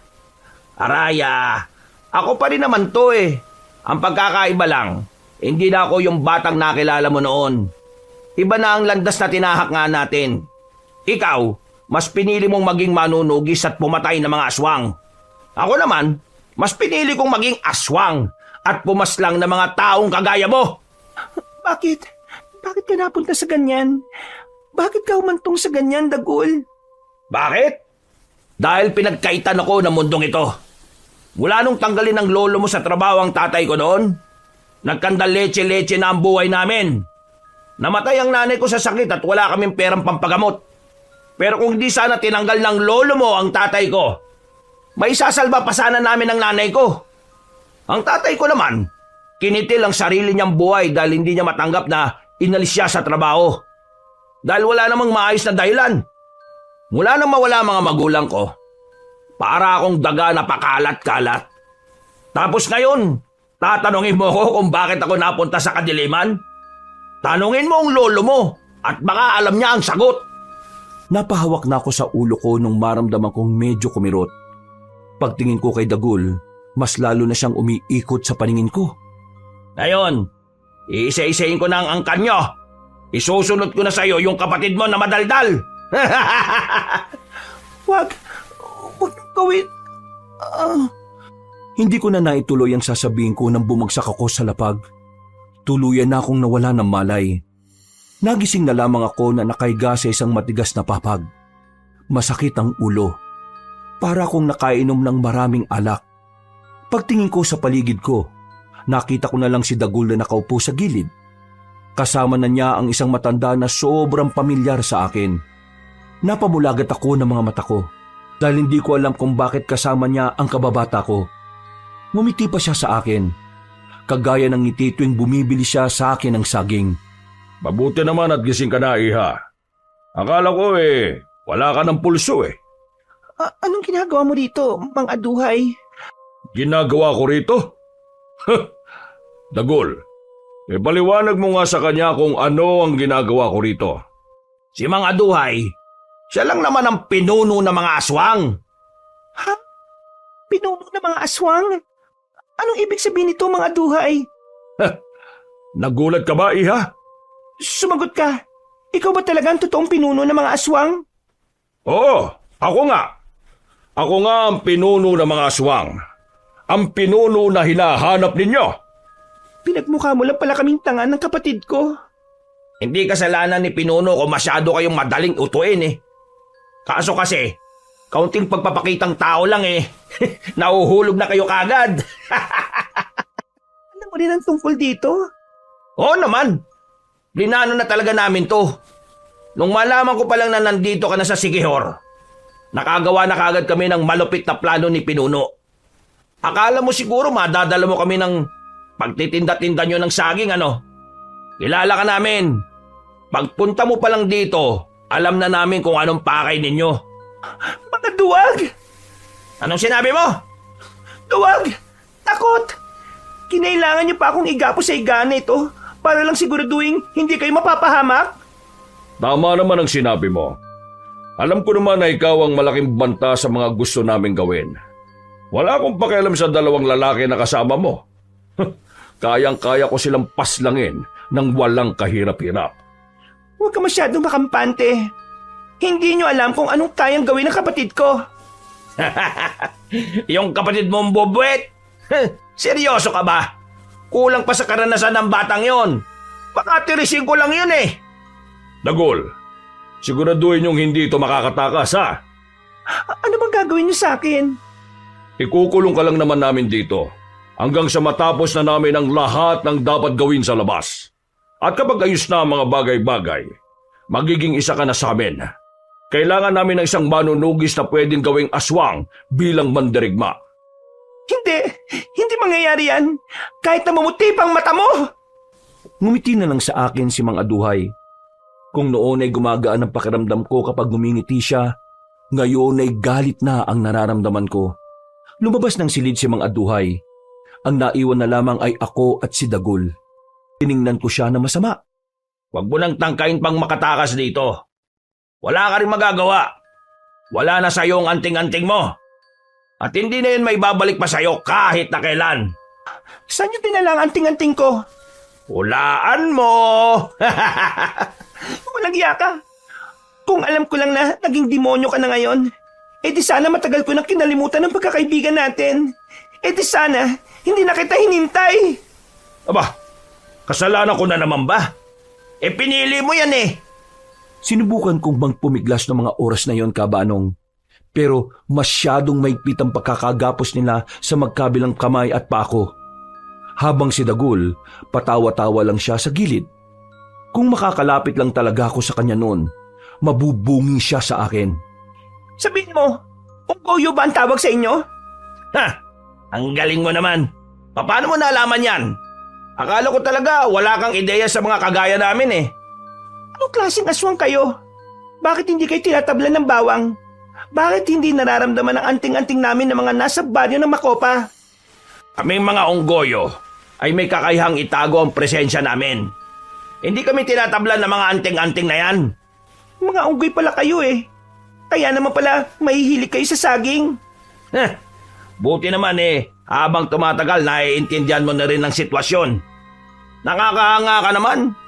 Marunong ka rin naman palang mag-isip. Dagul, kung ako sa'yo, magbago ka na ngayon pa lang. Dahil magsisisi ka sa bandang huli. Wala akong pagsisisiyan. Masaya ako nakikitang unti-unting nangyayari ang pagiganti ko. O, paano? Diyan ka na muna. Huwag kang tatakas ha. Ang daming nagbabantay sa labas. Ngumiti pa siya sa akin ng nakakaloko. Pabagsak niyang isinarado ang pintuan. Bumuntong hininga na lamang ako. Sinuyod ko ng tingin ng buong paligid. Pero kahit na anong tingin ko, ay wala akong makitang pag-asang makakatakas ako sa pagkakagapos. Walang kagamit-gamit doon. Nagsarado na lang ang kamao ko. Ang tanga-tanga ko nun. Kung nakinig lang sana ako agad sa kapatid ko, Kabanong, hindi sana nangyari sa akin yun. Lumipas ang mga oras. Naririnig ko nang umaalulong ang mga aswang sa labas. Sumapit na pala ang kinagabihan. Bagot na ako sa kinalalagyan ko. Hindi ko na alam ang gagawin ko. Wala rin kasi ang anting-anting. Wisit na buhay talaga to. Dapat talaga matagal ko nang kinalimutan ng siraulong yan eh. Humiga na lang ako. Ang akala ko, wala nang pag-asa na makaalis ako ron. Hanggang sa bigla na lang akong may narinig na kalabog sa labas ng pintuan. Napabangon ako ulit, Kabanong. Nang bumukas ang pinto, nakita ko si Bembong. Ang mga aswang na nagbabantay ay nakabulagta na.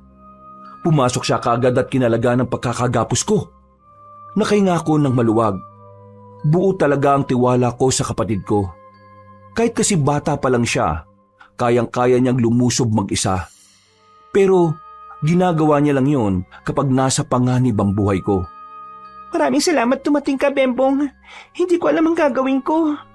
Ikaw naman kasi, ayaw mo makinig sa akin eh. Niloko na nga tayo ni Mang Aduay tapos nagpaloko ka rin sa kababata mo. Mamaya mo na ako awayin. Umalis na muna tayo dito. Wala si Mang Aduay at ang kababata mo. Nakita ko silang umalis kaya ako nakapasok na madali. Kunin muna natin ang anting-anting mo bago tayo umalis. Saan ko naman hahanapin yon? Naalala mo ba yung sinabi ni Lolo sa atin? Na kung sakaling mawala yung isang anting-anting, kaya nitong hanapin ng kapwa anting-anting niya. Mahahanap siya ng anting-anting ko. Tama. Gagamitin natin ang anting-anting mo para malaman kung nasaan ang anting-anting ko. Umalis na muna kami sa silid na yon. Nagawa naming makalabas doon nang walang nakakakita sa amin. Paano ba naman, Kabanong, lahat ng nagbabantay pinaslang na ng kapatid ko? Kahit na alam kong kaya niyang gawin yon, iniisip ko pa rin kung paano niya yon nagawa. Nakahanap kami ng tamang pwesto. Sa likuran ng manukan. Malayo na yon sa kabahayan. Umupo kami roon. Wala kaming pakialam kung maraming lamok. Pumikit si Bembong. Sisimulan na niyang ikonekta ang anting-anting niya sa anting-anting ko. Ayan na ate. Kumukonekta na siya. Ayan na. Alam ko na. Oh, nasaan? Nasa loob siya ng bahay ni Mang Aduan. Sa banda rito. Tara, sundan mo ko. Maingat kaming naglakad patungo roon. Sinamantala namin na hindi pa nakakabalik si Mang Aduhay at si Dagul. Maya-maya lang, nang makita namin ang bahay na matanda, walang pag-aalinlangang pumasok kami sa likod na bintana. Winasak na lamang namin yon para madali ang pagpasok namin. Binuksan ni Bembong ang aparador. At doon, nakita nga namin ang anting-anting ko na umiilaw-ilaw pa ng bahagya. Sinuot ko kagad yon. Dinampot ko na lang ang nakita kong itak sa labas ng bahay. Ate, hindi natin sila pwedeng palagan. Kailangan itong malaman nila Mang Pedrino at Kuya Dingdong. Himala yata. Parang ang tinutino mo mag-isip ngayon. Siyempre, nalagay ang buhay mo sa alanganin, ate. Kaya kailangan kong umayos. Nang maibalik ko na ang anting-anting ko, bumalik na ang lakas ng loob ko. Pero sa mga puntong yon ay kailangan kong pakinggan ang kapatid ko. Hindi na muna kami pumalag. Ang mas iniisip na lang muna namin ay kung papaano kami makakaalis doon. Saan ka ba tumaan kanina? Sa kabila, ang kaso ate, mahirapan na makabalik dun eh.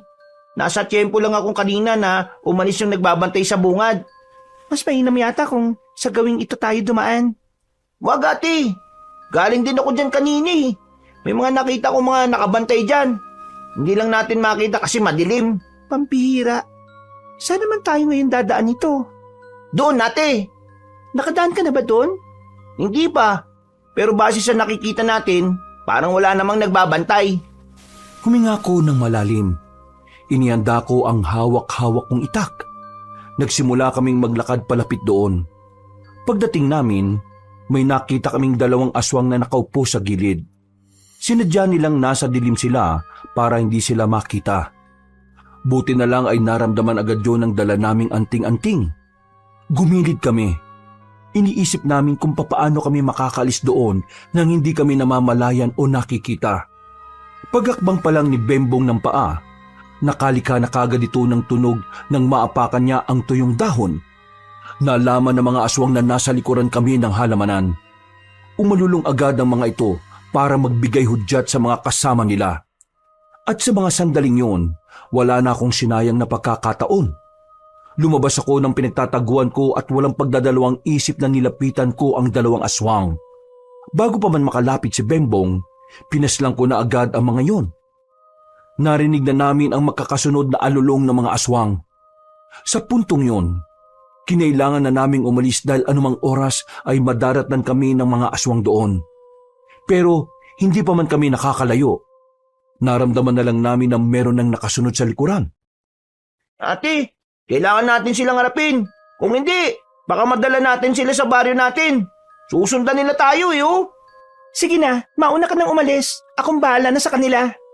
Ate, kaya nga kita niligtas para di ka mamatay tapos ganito rin pala ang mangyayari. Sasamahan na kita sa paglaban sa kanila. Ang kulit mo naman. Makinig ka na lang sa akin, pwede? Ate naman, nung ikaw di nakinig sa akin, napahamak ka. Oo na, sige na. Sumama ka na rito. Wala na akong nagawa kundi ang pumayag sa kagustuhan ng kapatid ko, Kabanong. Maya-maya lang din ay naramdaman na naming tila nakapalibot na sila. Ang kanilang mga angil ay tila nagdudulot na sa amin ng pangamba. Yun ang unang beses na parang kinakabahan kami sa kalaban naming aswang. Bagay na hindi naman namin nararanasan nung nasa kapis pa kami. Ate, naging unggoy na yata sila. Unggoy ang tawag sa kanila. Mga aswang na nagkatawang unggoy. Malamang magiging unggoy sila. Hindi nagtagal, lumusob na sila sa amin. Mabilis sila. Yung iba pa, lumalambitin sa kung saan-saan. Pero hindi kami nagpatinag ng mga oras na yon. Mas lalo lang kaming ginanahan ni Bembong kahit na medyo may kaba. Paglapit sa amin ng isang aswang, nahawakan niya ako sa damit. Buti na lang ay tinaga agad siya ni Bembong. Kung hindi, mahuhubaran ako. Paglingon ko naman sa gilid, may dalawang aswang na nagtangkang lumapit kay Bembong. Wala akong sinayang na sandali. Ginamit ko ang kapangyarihan ng anting-anting.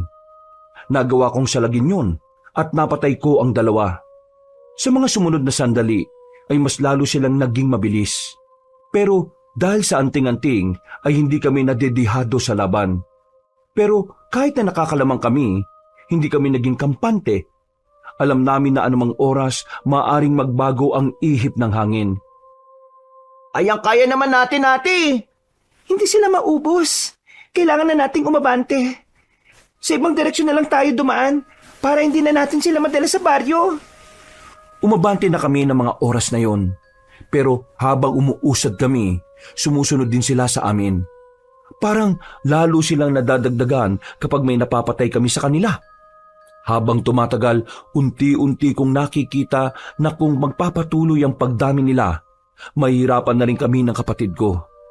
Kaya naman, binilisan na lang namin ang takbo hanggang sa makarating na kami sa Tuyong Palayan. Mas tirik ang buwan sa parting yun. Kaya malaking tulong yun sa amin dahil makikita na namin kung saan nanggagaling ang mga aswang. Gamitin na kaya natin ang tunay na kapangyarihan ng anting-anting natin, ate? Wag! Ilalaan lang natin to sa pinuno nila. Aatake na sana kami sa mga aswang pero biglang dumating si Dagul. Pinagbababatukan niya ang mga kapwa niya aswang. Mga inutil kayo! Ang daming pabarating na kalaban! Ito ang inunan nyo! Lumayas kayo! Abangan nyo yung mga kalaban at ako nang bahala rito! Paparating na mga manunugis. Wala na kayo magagawa. Nasabi ko na nga ba tama ang hinala ko Aswang ka kasi, pangit ka! Hoy, bubwit! Akala mo hindi ako napatol sa bata? Yari ka sa akin ngayon! Masyado kang madaldal, ha? Hindi naman ako natatakot sa'yo Ikaw ang dapat matakot sa akin. Hindi ka ba napapaisip? Niligtas ko lang mag-isa ang ate ko. Doon pa lang dapat matakot ka na Hoy, utong lupa! Hindi ako nasisindak sa mga salita lang. Kaya tigilan mo ako sa sinasabi mo. Kasi, ngayong gabi, dalawa kayo ng ate mong hahalik sa lupa. Ang dami mong sinasabi. Hindi ko alam na mas madaldal ka pa pala ngayon. Samantalang nung bata pa tayo hindi ka man lang makapagsalita kapag may kaaway ka. Nako, babalik na naman tayo sa nakaraan. Ang mabuti pa simulan na natin to. Gigil na ako sa batang yan Mukha naman siyang pa Kung ako mukhang pa, ikaw mukhang alipunga. Nagulat na lang ako nang biglang tumalo ng mataas si Bembong. Agad itong nakalapit kay Dagul.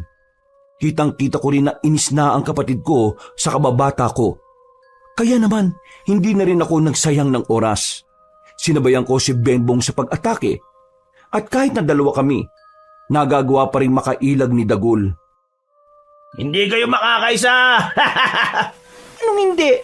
Bembong, bilis! Nanlalaki ang mga mata ni Dagul nang makitang nasa gilid na niya si Bengbong. Sinubukan niyang makailag sa pagtaga na ginawa ni Bengbong pero naroon naman ako sa kabila. Hinataw ko kagad siya ng itak. Agad na tumagas ang dugo sa tagiliran niya. Si Bengbong naman muling lumapit. Tinaga naman niya sa hita si Dagul para kahit na papaano mapabagal namin ang kilos niya. Umatras siya ng kaunti. Bigla siyang hiningal dahil sa ginawa namin. Aatake na sana ulit kami nang bigla siyang tumalon ng mataas. Ginamit ko ang anting-anting. Sinalubong ko siya sa ere. Tinamaan ko siya ng itak sa bandang kilikili. Kung hindi mo nailagan, malamang patay ka na. Alam mo ba kung anong totoo? Pinagsasasabi mo. Noong mga bata pa tayo, hindi naman talaga kita tinuring na kaibigan Kaya lang naman kita sinasamahan kasi marami kang pagkain palagi.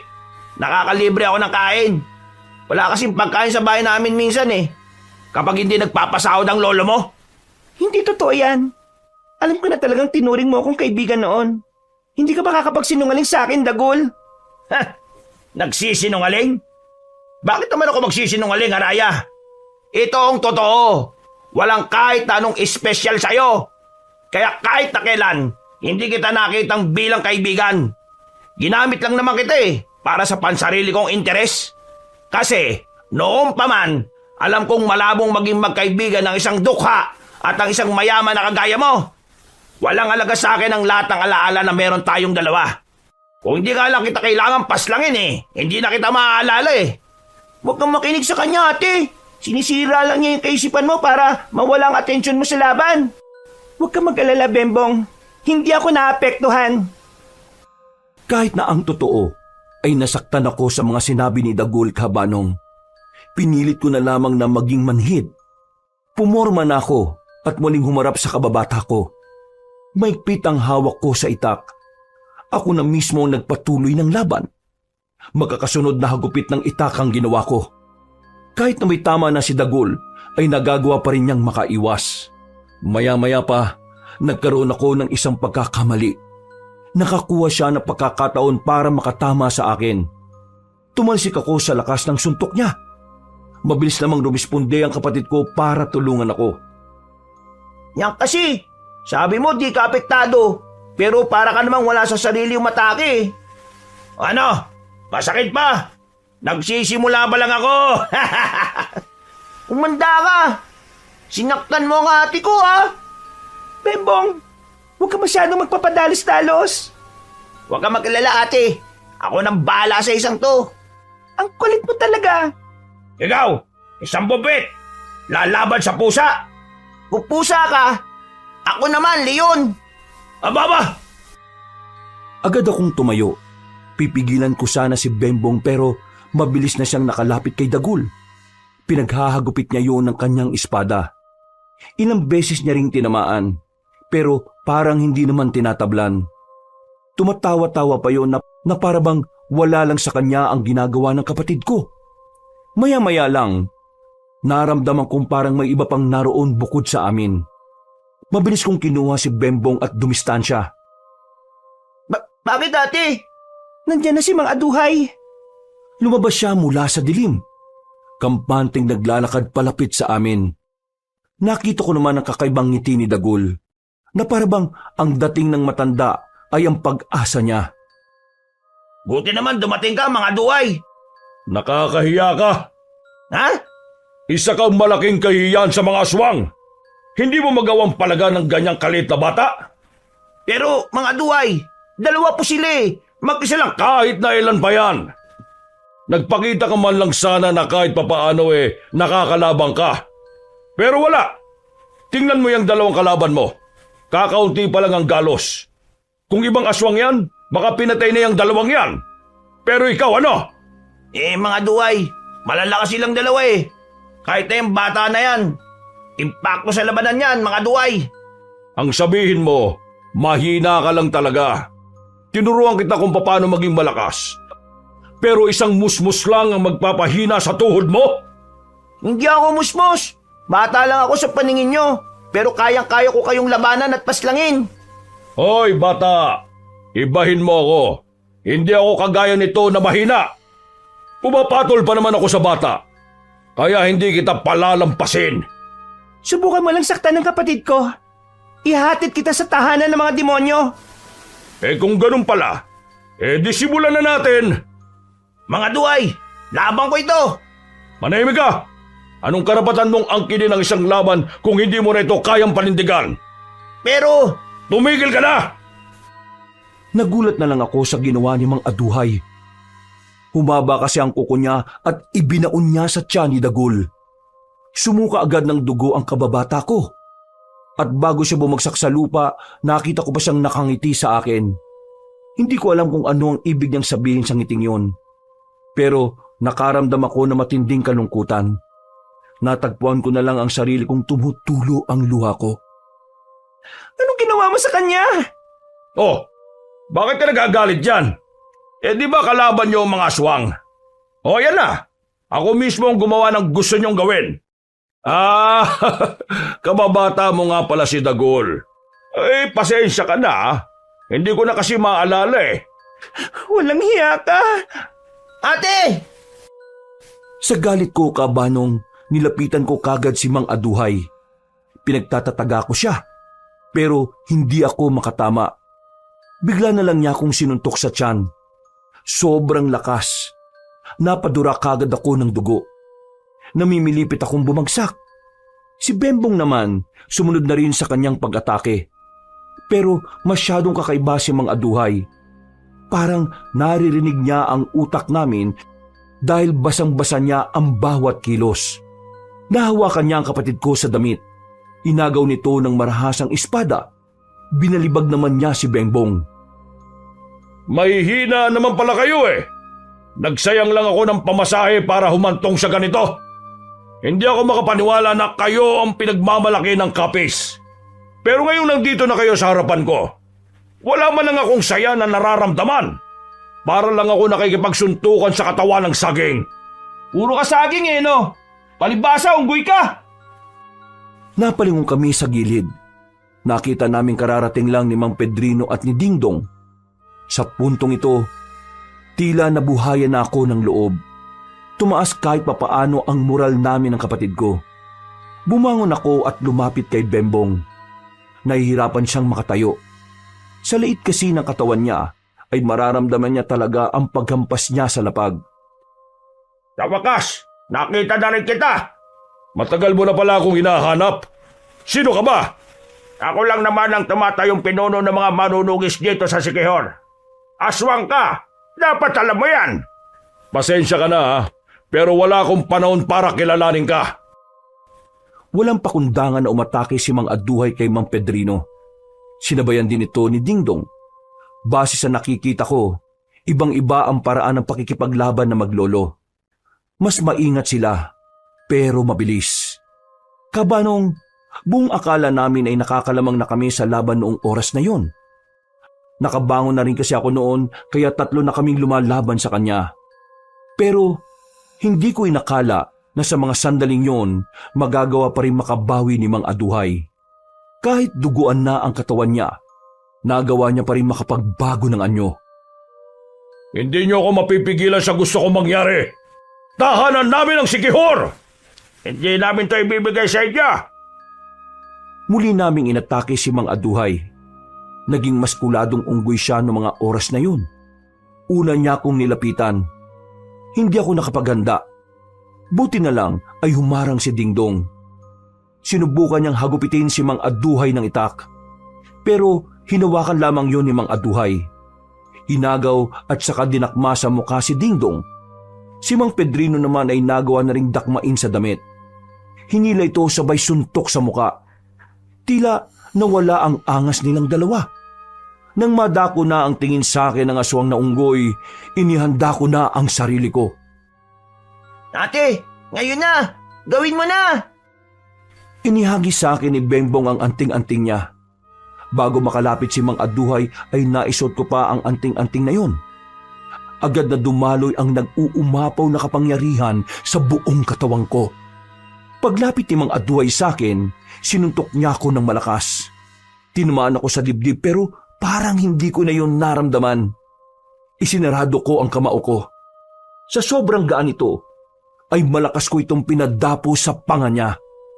Nang umilaw naman ang 2 kwintas na suot ko, kakaibang bilis naman ang pinagkaloob nito sa akin. Sa sobrang bilis ko, walang magawa si Mang Aduhay. Hindi niya ako mailagan. Lahat ng suntok ko ay tumatama sa kung saan-saang parte ng katawan niya. Hindi! Paano ka lumakas ng ganyan? Nung una pa lang, dapat alam mo na ang mga manunugis ng kapis ay hindi basta-basta natatalo. Kaya ngayon, mararamdaman mo ang galit ko. Sinaktan mo ang kapatid ko, kaya humanda ka ngayon! Tumalon ako ng mataas. Sinalubong niya ako sa ere. Bago kami bumagsak ay nahawakan ko siya sa liig. Diniin ko siya sa lupa.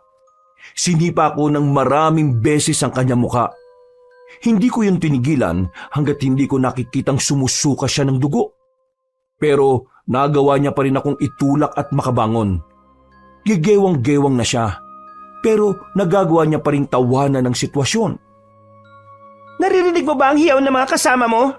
Sinyalis yun na matatalo na kayo. Tagilid na rin ang laban nila sa mga kasama namin. Tangkapin mo na kahit na kailan ay hindi mananalo ang kasamaan sa kabutihan. Wala akong pakialam. Lalaban ako hanggang dulo. Humanda ka! Sa huli niyang paglapit sa akin, kinuha ko na ang itak sa ibaba. Walang ano-ano, hinagupit ko ang leeg niya. Sa lakas ng pagkakahataw ko kabanong, gumulong na lamang ang kanyang ulo sa lapag. Ang galing mo, ate! Magmula ngayon, hindi na kita aawayin, Haraya.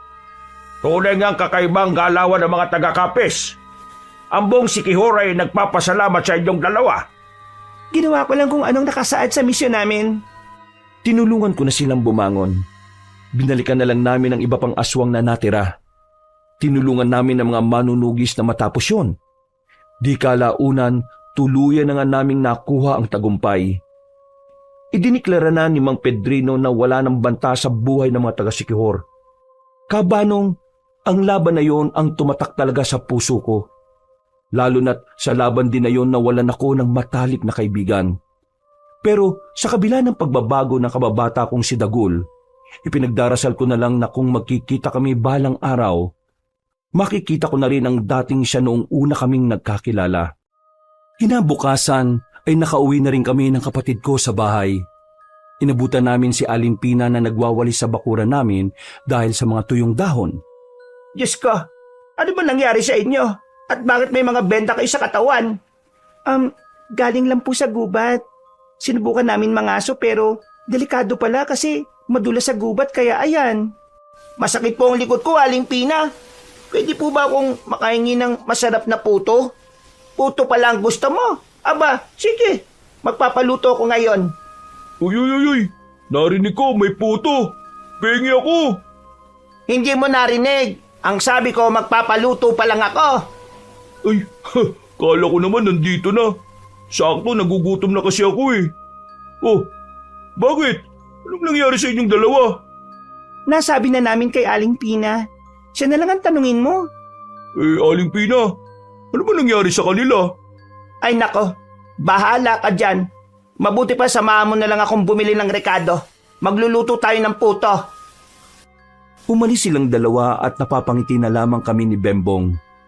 Kabanong, masasabi kong naging masaya rin ang pananatili namin doon kahit na kailangan pa naming humarap sa matinding hamon. Pamilya na rin ang itinuring sa amin ni Aling Pina at ni Jano. Si Mang Pedrino at Dingdong naman ay sumama sa aming papuntang Capiz para makilala ng personal ang pinakamababangis na manunugi sa probinsya namin. At sa mga sumunod na taon, dumadalaw-dalaw pa rin naman kami sa Siquijor. Nagpabalik-balik na lang kami doon. Hindi pa rin nalalaman ni Jano at ni Aling Pina kung ano nga ba talaga ang ginagawa namin doon. Hinding-hindi ko makakalimutan ng karanasan na yon, Kabanong. Habang buhay nang nakatatak sa puso ko ang mga aral at mga taong nakasama namin sa lugar na yon. Mga taong nagdulot sa amin ng ngiti at kasiyahan. At higit sa lahat, nagdulot sila sa amin ng mga bagong pananaw na madadala namin sa paglakad ng panahon. Sa mga nakikinig, sa mga kabangers, palagi lang natin tatandaan na ipaglaban natin ang kabutihan. Dahil ang kabutihan ay ang magdadala sa atin sa kapayapaan. Hanggang dito na lamang po ako. Maraming salamat po sa inyong lahat mga kabangers at lalong-lalo na sa inyo, Kabanong. Wakas.